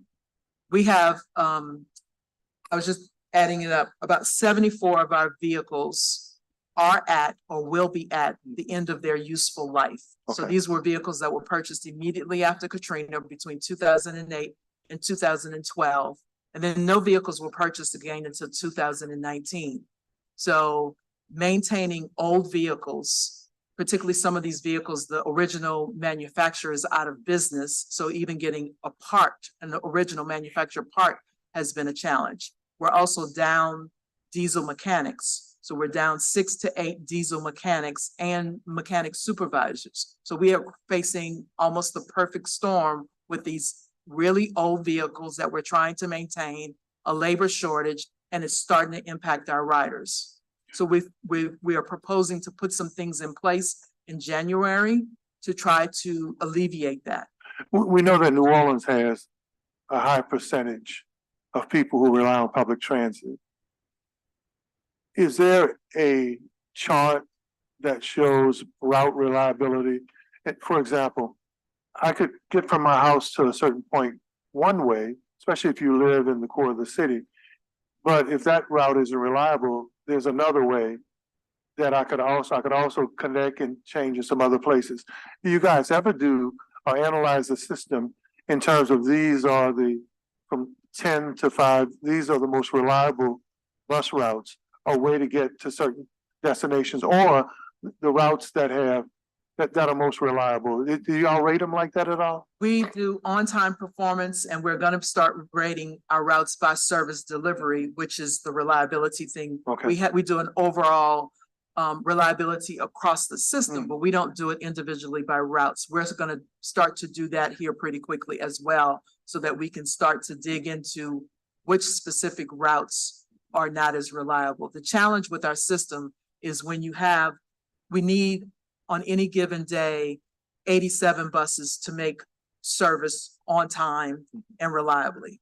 Well, right now, we're only delivering somewhere between 70 and 75 vehicles. So folks on the most used lines, like the Broad, or a line that may come from New Orleans East downtown, Right. where we may have to pull a bus off of that line to put on a line that only has one bus that services, because we have to make sure we're servicing the entire city. Then is there anything that shows the different ways we can get to a certain area? Oh, the app. Okay. So our app, Okay. the La Paz Okay. app, right? It allows you to do to and from destinations. And even if you just Googled and put it on the public transit icon, it will show you the multiple ways to get from point A to point B. And lastly, thank you for the tour of the bus barn, as well as the opportunities there. That's an aging workforce with a lot of opportunity. Where are we now in terms of replacing that workforce and the high-paying jobs that are waiting for people who may want to develop those skills?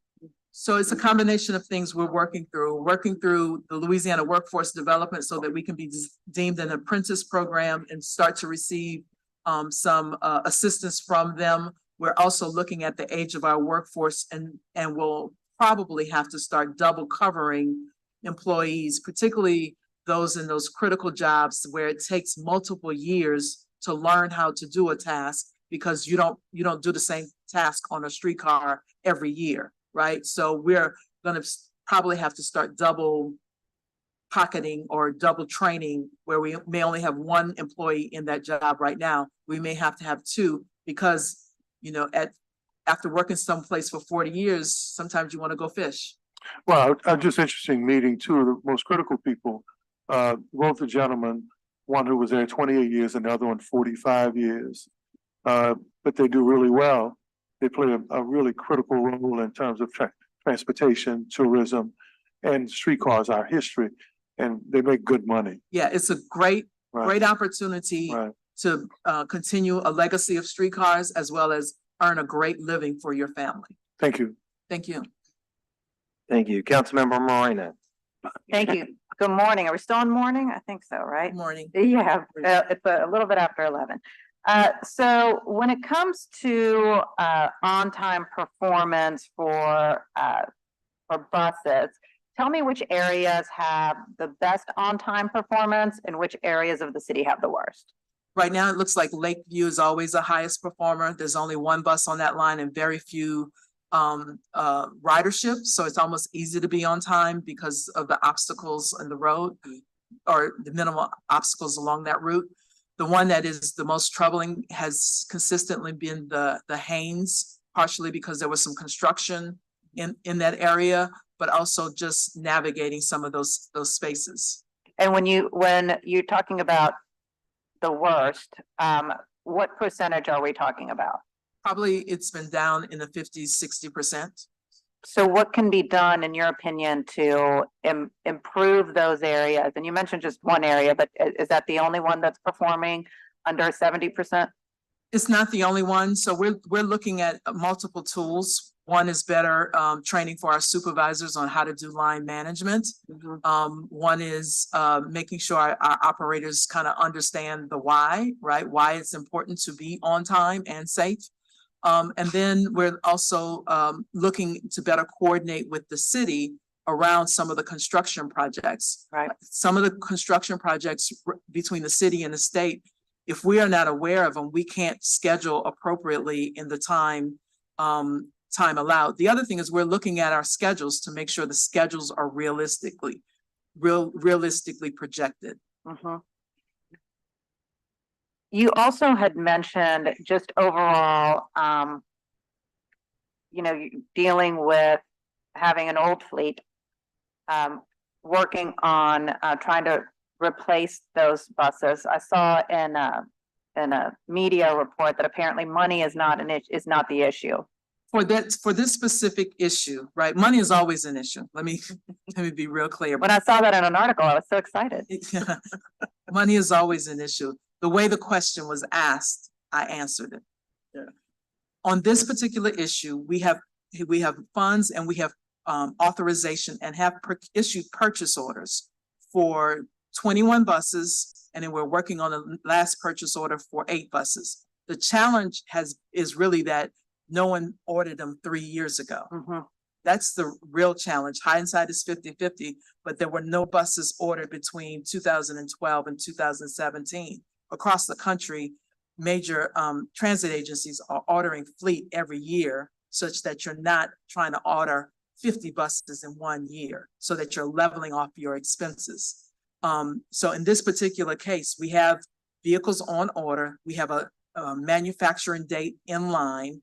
The date is right now late February, early March for the first 21. We're hoping that the manufacturer will allow us to slip the last 8 in that time frame.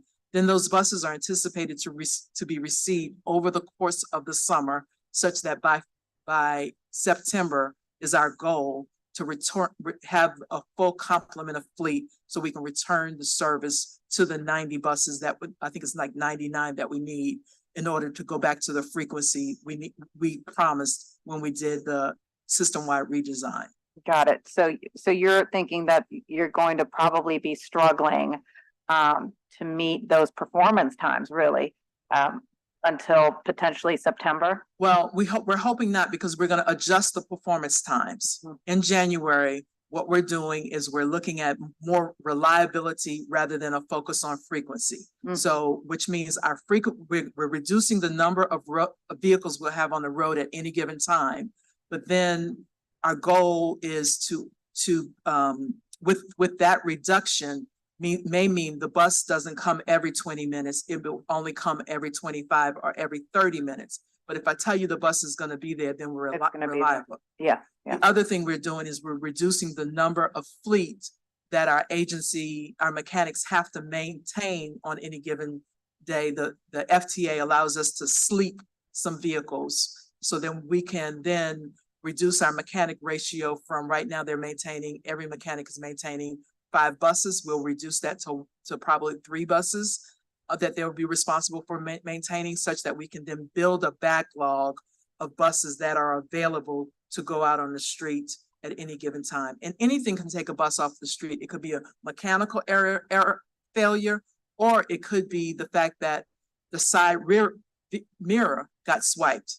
If the side mirror gets damaged, we can't drive with an unsafe vehicle because that's considered unsafe. Yeah. So we have to pull it off and get it repaired. Yeah, I mean, the reliability would certainly help, so people would understand that, when you say that my bus is coming, it is coming at this time. Obviously, it's disappointing to hear that instead of every 20 minutes, it may be an additional amount of time, but you know, we've been getting so many different complaints of people saying like, I can't get to work on time because I don't know when my bus is coming, you know, I'm getting, not being able to get to my doctor's appointments on time, things like that. So, you know, in the predicament that you're in, at least that would be helpful until we get to that September time period of when you do get more buses coming in. The other question I had for you is, as you know, the council allocated to you roughly $2.5 million for the youth opportunity bus passes. How are you working with RIDE to implement this program? How's that going? So I think the conversations are ongoing.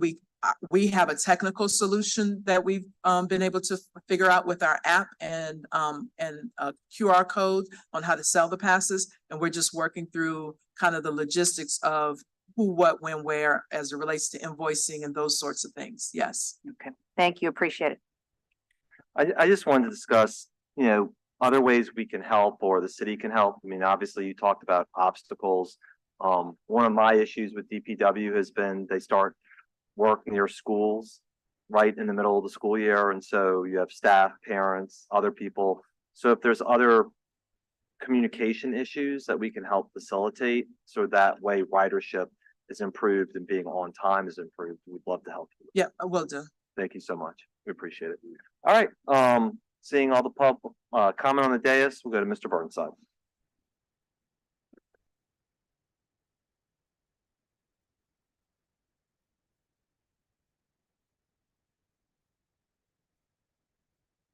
Hi, Michael Burnside, 2215 Felicity. I deeply appreciate your pie charts. I still have a smile on my face, and I saw them before the council people started talking. And I gotta say that they're beautiful and I love them and I wish everybody else did them, and thank you very, very much. And I'm sorry that the council person decided to steal your thunder and not let me find them on my own, but whether or not they're a joy to a tired old math teacher's heart. So you could mention how many buses you plan on retiring. That would be a cool thing to know. It would be nice to know what the percentage of people that use transport is, even though it is high. It would be good to know whether 3D printers are at all useful for making parts, or if that was just a fantasy on the part of some eager people 10 years ago. The NOPD has seen fit to start a pipeline for future police officers of New Orleans. It might be nice if the RTA would start a pipeline for future diesel mechanics in RTA. The NOPD is starting at 13 years of age. I don't see any real reason why diesel mechanics couldn't do the same. Let's see, what else is there here to talk about other than lovely pie charts? Let me just gaze at them again because I really do enjoy them. They're like the only ones I've seen in this entire week and a half proceedings, which is a genius act. I also appreciate the revenue projections. That's very nice. We don't see those very often either. The youth pass has been mentioned, so I will not beat that to death. I will mention that there's been no increase in cost, and newspaper articles, et cetera, mention that across the country, public transport usage has decreased.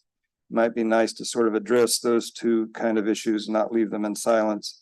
You have told us how many buses, which is good, but it would be better if it was in print. Oliver Thomas is correct. These are wonderful paying jobs because if you do the division according to my understanding of the FTE, you're coming in at $150,000 each, which is really sweet. And I would be surprised that you can't get diesel mechanics because heck, people like getting paid. But thank you for coming here. It was a good report, and I am grateful that I mentioned I was grateful for the pie charts. 3 times the charm. Maybe people remember pie charts are good. More pie charts, everybody, including the chief administrative officer who makes templates that everybody else follows. Since everybody's following your lead, except of course the RTA, please include pie charts. Thank you. Thank you. Thank you all so much for being here this morning. We appreciate it. All right. Downtown Development District.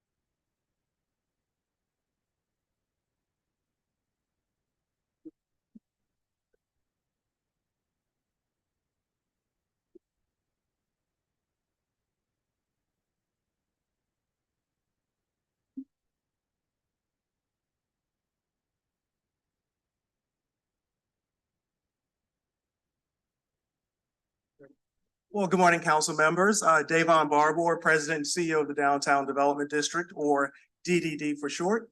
Joining me this morning is Bianca Brown, our Chief Financial Officer. First of all, I just want to say thank you for the opportunity to present our 2024 work plan and budget.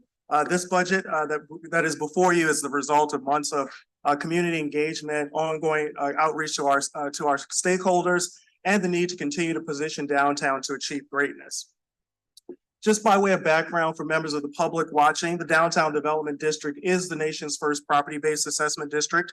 We're not a city agency, but in fact, an independent state agency. We work very closely alongside city departments to achieve success. Our legislative boundaries include Pontchartrain Expressway, South Claiborne, Iberville, as well as the Mississippi River. So within this area, it's about 160 blocks for which we are responsible for the maintenance and care of downtown. Downtown Development District, we are one of 2,600 place management organizations around the country. These organizations come in various forms, nonprofits within city government, as well as independent agencies like DDD. We come in a variety of shapes and sizes. The DDD, we perform it all. We do everything from public safety, ongoing operations, cleaning, marketing, communications, all designed to ensure that downtown is safe and vibrant. With respect to our public safety initiatives, we provide round-the-clock security within downtown. We have our civilian public safety rangers who are extra eyes and ears for the public. They greet tourists, provide support to our NOPD.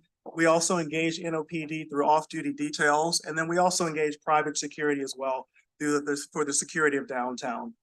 With respect to our public space operations, we provide around-the-clock cleaning within downtown, everything from litter removal, graffiti removal, maintenance, landscaping, all ensuring that the public realm is attractive and a beautiful place to be. We're involved in public policy, advocacy, economic development, as well as marketing and communications. With respect to economic development, we are working with small businesses every single day to ensure that downtown remains a viable business center. We provide a variety of grants and programs to property owners, small businesses, to ensure that we have a very vibrant downtown.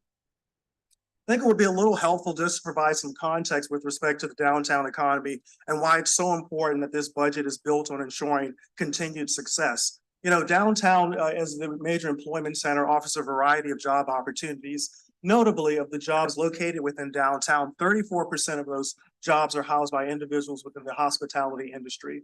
We know the importance of a dynamic economy. I think when we look at COVID-19, we saw the impact that COVID-19 had on our economy, the displacement that it had on many of our creative class workers, the makers in our cultural spaces. And so diversifying the economy is very, very important. We're proud to work alongside the city partners within the Bio Innovation District to undertake a strategic plan for the Bio District, again, to ensure that we have high quality paying jobs for our community. We're also very mindful of making sure that downtown continues to be a place where all of New Orleans residents can continue to have a vibrant life.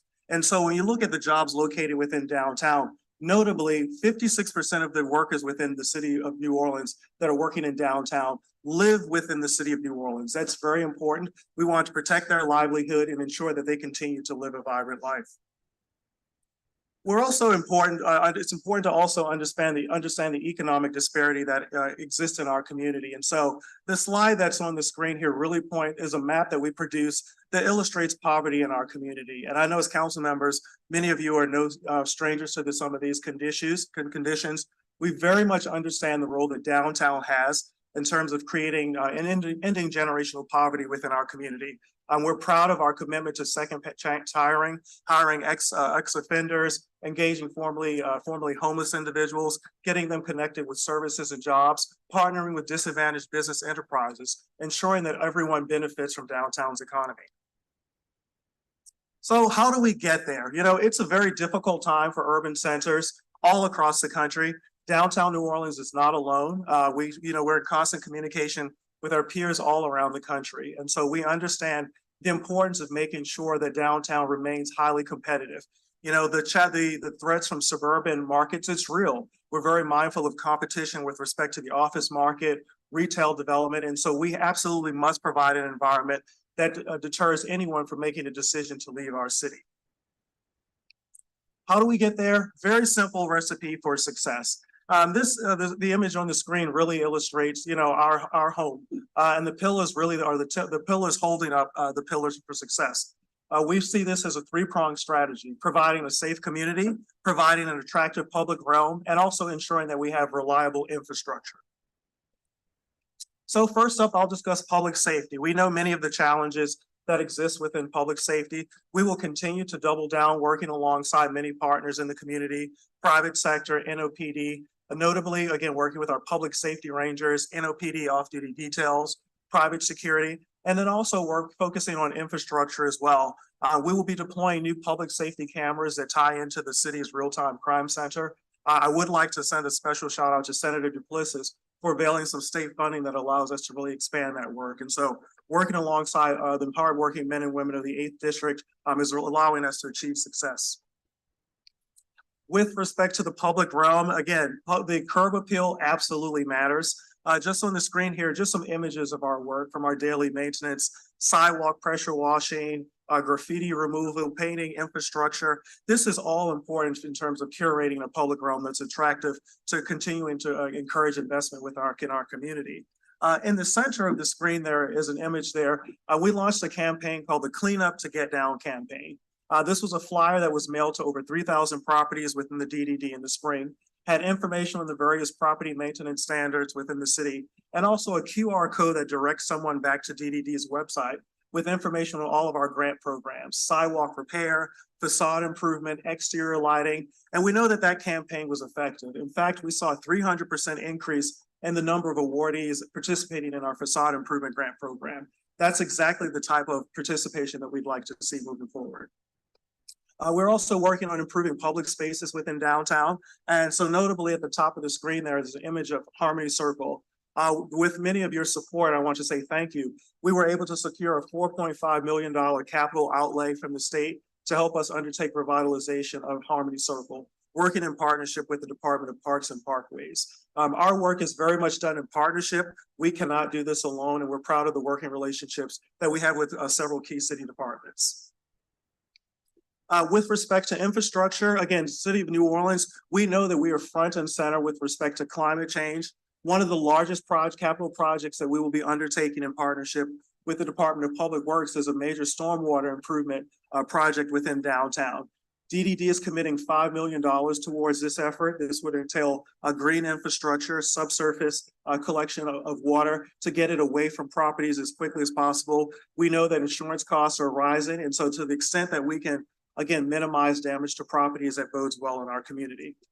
We're also investing in infrastructure technology as well to improve infrastructure. I know last year when we were presenting our budget, we talked about investments in our technology, our asset management software, allowing us to track trash cans within downtown, lighting, other infrastructure so that we can coordinate with our partners to ensure improvement. And so we're really proud of that partnership. Soon we'll also be working with the 311 office to tie into the 311 system to measure service requests as it relates to downtown. So in terms of key budget highlights, the budget, as you will see, really is dominated by improvements in public safety as well as the public realm. And so notably, in terms of our $12.7 million budget, some key notable highlights include on the public safety side, continued efforts in code enforcement. Through a pilot CEA this year, we partnered with the Department of Code Enforcement to dedicate code enforcement within downtown. We have a dedicated code enforcement officer as well as a title inspector to adjudicate all cases within downtown. We will continue to partner with NOPD for off-duty officers. Notably, this budget includes increasing pay for NOPD to Tier 3 and Tier 4 salary. We think that's important. We will also continue with additional lighting deployment within downtown. Public safety isn't simply about additional officers on the ground, but it's also how do we activate spaces, how to improve public lighting, how do we activate uses that deters criminal activity is all important to public safety. With respect to public safety, sanitation and cleanliness, Again, the public realm is very important. We are doubling down on cleaning in downtown. One of our largest contract expenditures is our sidewalk cleaning and public space maintenance service. This is the vendor that's responsible for cleaning of the sidewalks, graffiti removal, pressure washing. That will continue. We are enhancing landscaping, deploying public art as well, creating those Instagrammable moments within downtown. Then answer me this question then. Yes, sir. If that's the case, you talked about curb appeal, doubling down on cleanliness. Well, when you talk to tourism officials, hoteliers and business people, they say filth, and uncleanliness is one of the major issues in the French Quarter and downtown. So how does that contradict with what they're saying, or is the job so immense now just to keep downtown clean that you're doubling your efforts? Or no, thank you. I appreciate that question. We're actually in regular communication with the hospitality industry, and I don't believe there's a conflict at all. We fully recognize that there need to be more resources dedicated. Talking to the mic. I'm sorry. We fully recognize that there need to be more resources dedicated for cleaning. In fact, this budget does include that. Notably along Canal Street, the sidewalk cleaning program includes more cleaning along Canal Street and the 100 adjacent blocks. New Orleans is a community that has robust tourism activity. You know, when we think about the fine jewelry or china that we have in our closets, we have to polish that. The level of foot traffic that we see in our community is pretty intense along those corridors. And so there is a lot of wear and tear. So notably, yes, this budget does factor in increased cleaning along Canal Street and the 100 blocks. So explain the contradiction then. Tourism officials and business folk are consistently complaining about how filthy French Quarter and filthy downtown is. What are the major reasons for that? And what is the reason that you have to double and intensify your efforts there? So one of the reasons that we have to double down on our efforts is the level of foot traffic that we have within downtown. But people walking is one thing, you know, filth and trash and debris piles are another thing. No, absolutely. You know, as I noted, there is round the clock security within downtown. So the last time the budget had been prepared, the DDD was operating under a contract that was a 5-year term. COVID had hit, and so we had reduced resources. We recognize that there's not enough funding in place, and so that's one of the reasons that there is increased funding. Not say that characterize all of downtown being dirty. I would say that Canal Street absolutely requires additional resource. There is no doubt about that. I will not hide from that. I walk Canal Street every single day, and we see the level of trash that does occur from littering. The cleanup campaign that we launched was very important. It requires the private sector participate as well. You know, every building matters. The appearance of that building, if there's broken glass, if there's chipped paint, if there's rusted metal, that's one of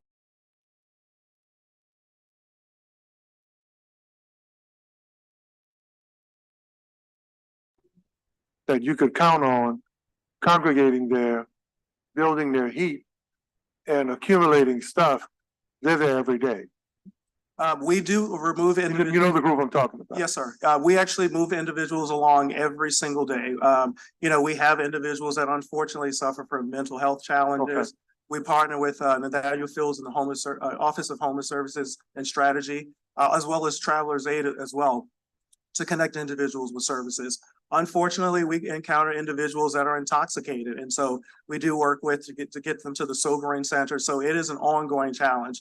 We have individuals out every single day working with our public security, NOPD officers as well. So there's no doubt that, you know, there are portions that require additional cleaning intensity. We do not deny that at all. Does the DDD still have its sidewalk improvement program? We do, yes, sir. That grant program provides up to $40,000 for sidewalk repairs. And two other things I might as well get out of your way. You mentioned planning and developing downtown. Christina Ford, who used to be over city planning, did a report several years ago. They're talking about no matter how much concrete you have, if a new development, a new business is coming, green space has to be part of it. That kind of went away. Where are we now in that relationship with city planning to make sure that, especially when we talk about permeable concrete, green space, that's being instituted now? Because for a couple of terms, it was almost like that city planning never did that study. Well, with respect to greening in downtown, we are working very closely with the planning department. as well as Public Works. And so as I noted, the stormwater management project, that is a green infrastructure project. So we're really excited about that. The sidewalk repair program, working to improve park spaces within downtown as well. Notably, we're again working alongside Parks and Parkways. The largest project would be the improvement of Harmony Circle. Soon we'll undertake creating a new pocket park at the intersection of Girard and Carondelet. That's Crown Park. That's next to the existing fire station. So green space is improving, open space in downtown is very much part of our program. We'll continue to do that alongside those departments. And then lastly, Dutch Morial, Jim Singleton and a few others, Cindy Bartholomew was involved too. They had done a study with the late Howard Smalls that talked about not just how many people come to work downtown, but what their income is and the service that the city has to provide just to prepare for their workday and to get them home at the end of the day. And I think in one of the earlier studies, it's probably on your shelf, I think that the income was over $2 billion just for the folk who came to the city, didn't pay any taxes, didn't pay a toll, and then they left. How does that look today? Are you guys looking at that landscape today? Sure, I appreciate the question, sir. So you'll recall early in my presentation, I showed a pie chart that illustrated where residents, the workers in downtown. About 34% come from outside. 56% local. Yes, yes, sir. So 56% of the New Orleans residents earn their income from working in downtown New Orleans. That's really important. It's important that we preserve downtown, making sure that it's clean, it's attractive. The competition is very real in suburban markets. You know, there's not a day that goes by where we're not thinking about the future of the office market, the way that we do business, hybrid working, shifts, working from home. That threat is real. And so we must deny every single opportunity for a company to leave downtown, to leave the city. We work alongside NOLA BA, working alongside Jeff Schwartz, Department of Economic Development, again, touting the importance of downtown and the city as a business center. But let me give you another a viewpoint from that study. That study also took a look at the job and the job breakdown. You said in your report that about 75,000 people work in the tourism industry. But that study that was done a few decades ago, especially when you're talking about income sharing, fair share, what the city produces, it showed that many of the upper income supervisory level positions and high paying positions were people who lived outside of the parish. Are we still taking a look at that data so that we could take a look at the service we provide and the extra mile the city has to go just to make sure they're comfortable in the high paying jobs and safe? Sure. No, so we haven't done an analysis looking at breaking it down by a wage level. We think it's important to provide a high quality experience for all workers. Absolutely. You know, the map that I illustrated there when we look at areas of poverty in the city, for the entrepreneurs that we want to bring onto Canal Street, we have to provide a runway for them to take off. So we have to make sure that it's attractive for their customers to get there. It's equally important for us to work alongside Public Works, ensure that there's infrastructure in place, that sidewalks are in working order, traffic signals work so that companies can thrive. Well, given the challenges of the state and some folk are trying to make it New Orleans versus the rest of the state, you may want to go back to take a look at some of that stuff so that for people who don't live in the parish, how we're providing extra resources and extra services just so that they can make a very good living for their family and the community they come. That may be, I'm trying not to be Nostradamus, but that may be very important information moving forward, given some of the challenges that may be coming out of Baton Rouge. Thank you. Thank you. So I will just go to the high level portion of the budget itself. So apologies. Here we go. So this is just a breakdown of our budget from year 2022, 2023, and then 2024. So the 2024 budget is approximately $12.7 million. At the time this budget was developed, it was based on the current year assessment of 17.12 mils. We fully recognize with the rollback, and so this budget will be adjusted accordingly. In terms of the budget bottom line itself, we project the revenue to remain the same, but the assessment, the DDD assessment, will go down to coincide with the city's efforts as well. Again, this next slide just shows revenues and expenses. As you can see, clearly public space operations and public safety remain very important. About 70% of the budget is dominated by public safety and public space operations. This is important. Again, we understand Kermit's appeal. And so as the public sector, we must invest in the public space in order to inspire investment. And with that, council members, happy to answer any additional questions that you may have. Thank you, Councilmember Green. Could you clarify on the record before I get some email tonight? Public safety and public operations includes cleanup. It's not just armed police officers patrolling the downtown area. If you've been watching previous budget hearings, you'll understand why I'm asking that question. We are not militarizing the city of New Orleans. We are providing the public safety that the public demand. But could you explain and talk about public safety and public operations? Absolutely. We understand that public safety has been top of mind for many constituents. With respect to downtown, DDD's public safety assets includes civilian public safety rangers. These are unarmed men and women, provide assistance to tourists supporting NOPD. They also provide homeless outreach. We also contract with private security providers as well. And then we also provide partner with NOPD with off-duty details. And so the intent is not to create a military zone, but again, it's a safe environment. We understand, again, when we work with our partners at New Orleans and Company, other tourist providers, we must provide a safe environment. Right, I appreciate that. Not to belabor the point, you know why, but could you also explain your relationship with New Orleans and Company and how you've been able to get assistance from them in terms of providing for the general operation and the public safety? Sure. Again, our role is to support many stakeholders like New Orleans and Company. And so we do partner in a number of initiatives, including homeless outreach. We've been working on the encampment strategy. But again, New Orleans and Company and other tourist organizations are in the business of attracting additional meetings and conventions. And so DDD, our role and responsibility is to ensure that the public realm is attractive. So we do meet with them regularly. We secure feedback. We've heard again the importance of Canal Street. And that's why we're doubling down with increased cleaning there. Private security was also instrumental as well, adding foot patrols along Canal Street. Unfortunately, there were some public safety incidents. And so we're doing whatever we can to do to support the hardworking men and women of the New Orleans Police Department. Right, and I greatly appreciate the work of the members of the NOPD, as anybody will tell you. I'm gonna ask you this. I've seen you at a number of events because there have been a number of public events. In addition to this report, because this is an opportunity, can you tell us of some of the positive developments that have taken place within the DDD within the last 10 months? Positive developments, yes. I would say with respect to Canal Street, sometimes there's a sentiment that Canal Street is dying. Canal Street is alive and well. We have a number of long-term business owners that are really proud that have been doing business along Canal Street. You think about stores like Rubenstein's, which has been operating for nearly 100 years. They're investing, expanding along Canal Street, new hotel operation, and the 1000 block of Canal Street through our facade improvement grant program. We're investing over $100,000 into 5 storefronts, facade improvements adjacent to the former Hard Rock Hotel site. Again, so beautifying Canal Street. It's Sugar, national retailers are moving on along Canal Street. So those are just some of the investments along Canal Street. I know our colleagues were here from RTA, the new ferry terminal along the southern end of Canal Street, the Audubon Aquarium.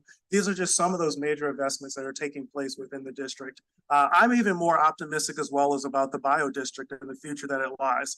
From an economic development standpoint, embracing this EDS and MED strategy. And so with Xavier, LSU, Tulane having a presence within downtown, this is an opportunity for us to create some meaningful jobs.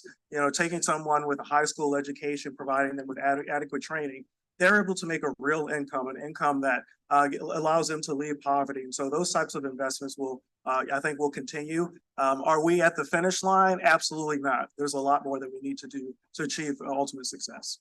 For someone who's looking to start a business or to expand a business, can you talk about, yes, the suburbs exist, but can you talk about the DDD and the benefits for locating your operation, your new operation, or expanding here in the city? Absolutely. Again, I will say this again, downtown is the largest employment center in the state. We're fortunate that we are anchored by a number of academic institutions.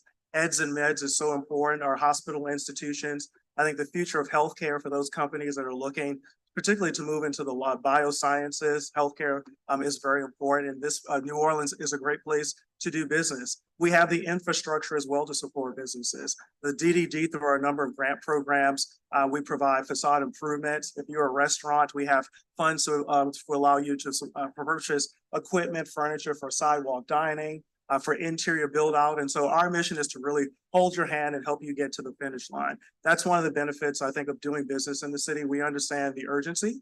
We understand the competitive climate and doing all that we can to do to ensure that business is successful. And you talked about those large scale projects, but there are a number of new small business owners, restaurant owners and the like, who are located in the DDD in the not too far back term. Can you explain why and what the benefits are to them? Absolutely. We work with a number of small businesses every single day. One of the programs, when I talk about equity and ensuring that everyone has a piece of the pie, one of the programs that we invested in this past summer was Urban Land Institute's READY program, Real Estate Diversity Initiative. This is a program designed to onboard more women and people of color in commercial real estate. Provide essentially a 14-week training program at a cost of about $200 to individuals getting a full scale experience in commercial real estate development. We want them to be owners, to own real estate and build wealth. And so again, we're seeing the fruits of that as companies entrepreneurs look to move into downtown.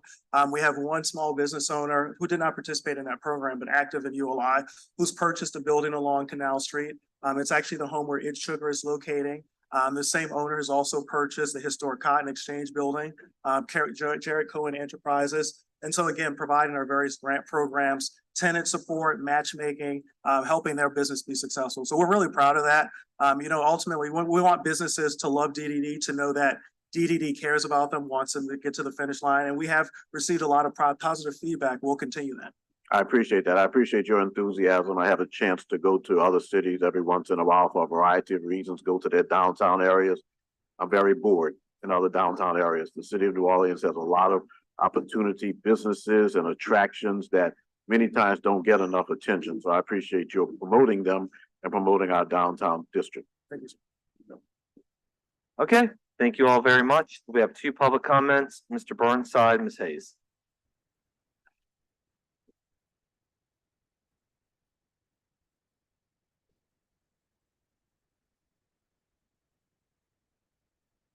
For once, it's internal and I don't have to blame Mr. Green. I have positive things to say, which isn't fake. And the first thing is to say thank you very much for your contact information on the back of this handout. It's a blessing. It's up there on the board. If anybody gets hold of you, they can, and they don't have to go figure stuff out. So that's very generous of you. I think you're literally the only person who has presented here so far who has done that, and that's wonderful. You got bar graphs, which is exciting. You've got pie charts, which is exciting. So a person like me should be happy, but unfortunately, I've been reading the newspaper all year, so there are things to be considered that are not in your report. And I do believe, having gone through the AIDS crisis with friends, that silence equals death. So even if you only touch on them, to acknowledge they exist is sort of important, like Tulane Hospital is being sold, and it's not mentioned here anywhere, for example. There's no comments about square footage as far as how much square footage is in the DDD and how much of it's vacant.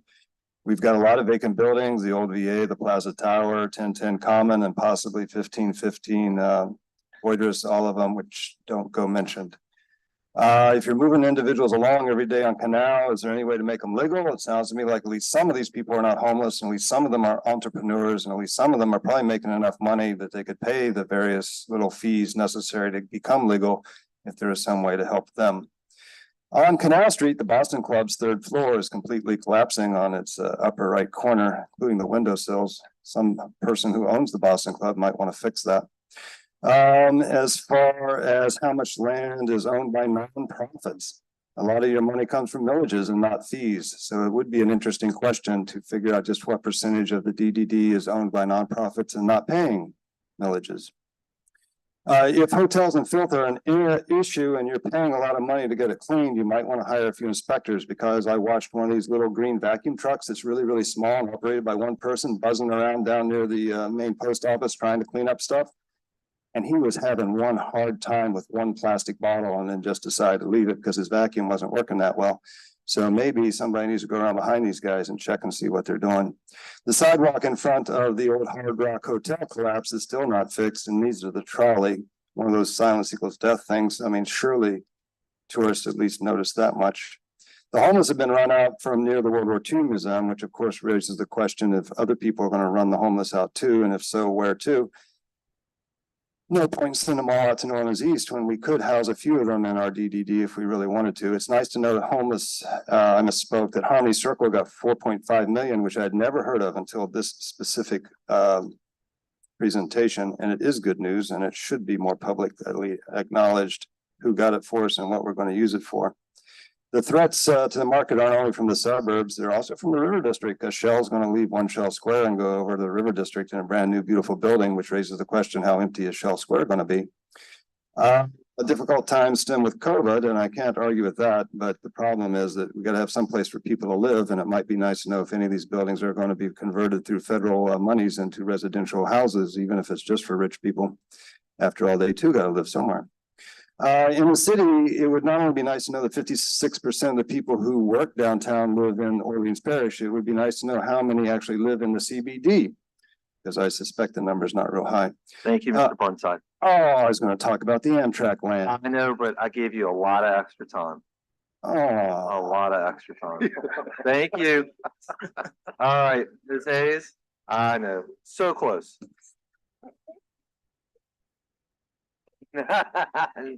Nice try. Mr. Burnside is so tall. Good afternoon, council members. I hope everybody's doing well. I'm sorry, I've been pretty absent for the budget hearings this year just because pretty overwhelmed with the work that I do with the Assisted Outpatient Treatment Court of New Orleans, as well as my own organization, Healing Minds NOLA, which solves problems beyond what the Assisted Outpatient Treatment Court of New Orleans can do, but we can't solve all problems. And I just wanted to say, in terms of homeless outreach, I want to commend the homeless outreach workers, Unity and so on, who go out and are on the streets every day trying to coordinate care for people who cannot coordinate care on their own. I also wanted to mention about the affordable housing, the plan for investment in more affordable housing and the investments that the city has made in Homelessness Czar and consultant is great for people who can who house affordable housing can help. These are generally typically people who are poor, you know, who need assistance, who have sort of fallen down the tubes or fallen through the cracks as a result of some crisis, maybe homelessness or eviction or domestic abuse, on those sorts of things. The population we represent are people who are in psychiatric crisis. Also, we're seeing increasing numbers of people with irreversible substance-induced psychosis. These are folks that are a real problem for people who live in our downtown area and who live all over the city and all over the country. We cannot do anything if those folks are constantly circling in and out of hospitals, in and out of jail, in and out of homelessness. There are no simple solutions for this crowd, and affordable housing, no matter how much money we spend, is not going to solve that problem for those folks who are in crisis and the people who they impact and their families. I am told now, after yelling about it for some time, that this is not a problem that the city can solve. In fact, by the people who are paying for and advocating for more money for homelessness services. They're saying now, not to mention any names, this is a state problem. So if this is a state problem, then why are we selling affordable housing as the solution to our psychiatric crisis? If it's a state problem, what conversations are going on between the city and the state in order to get to the bottom of the problems and solve them? As somebody that does the work that I do, I have had the, I wouldn't say privilege, but the opportunity to work through the various systems of psychiatric hospitals, involuntary commitments, continuity of care, outpatient treatment and care, and you know, everything in between. Thank you, Ms. Hayes. And Thank you. the Thank you. systems are so broken, and we are nowhere near solving the problems that need to be solved in order to help those folks who are out on our streets every day who are Thank you. floridly psychotic. Thank So I'd just like some answers to find out what conversations are going on with state officials in order to actually get to the bottom of these problems. Thank you. Sorry you. for taking so much. Thank you. Thank you. Council. All right, seeing no further comment from the dais. I know this will come as a great upset to so many in chambers. Tomorrow is our last scheduled day of budget hearings. On deck for tomorrow, Council on Aging, SPCA, Arts Council, Tourism and Cultural Fund, Municipal Yacht Harbor, New Orleans Building Corporation, Aviation Board, Park and Parkways, and Algiers Development District. Thank you all very much. Thank you for being here. Appreciate it. Bye-bye.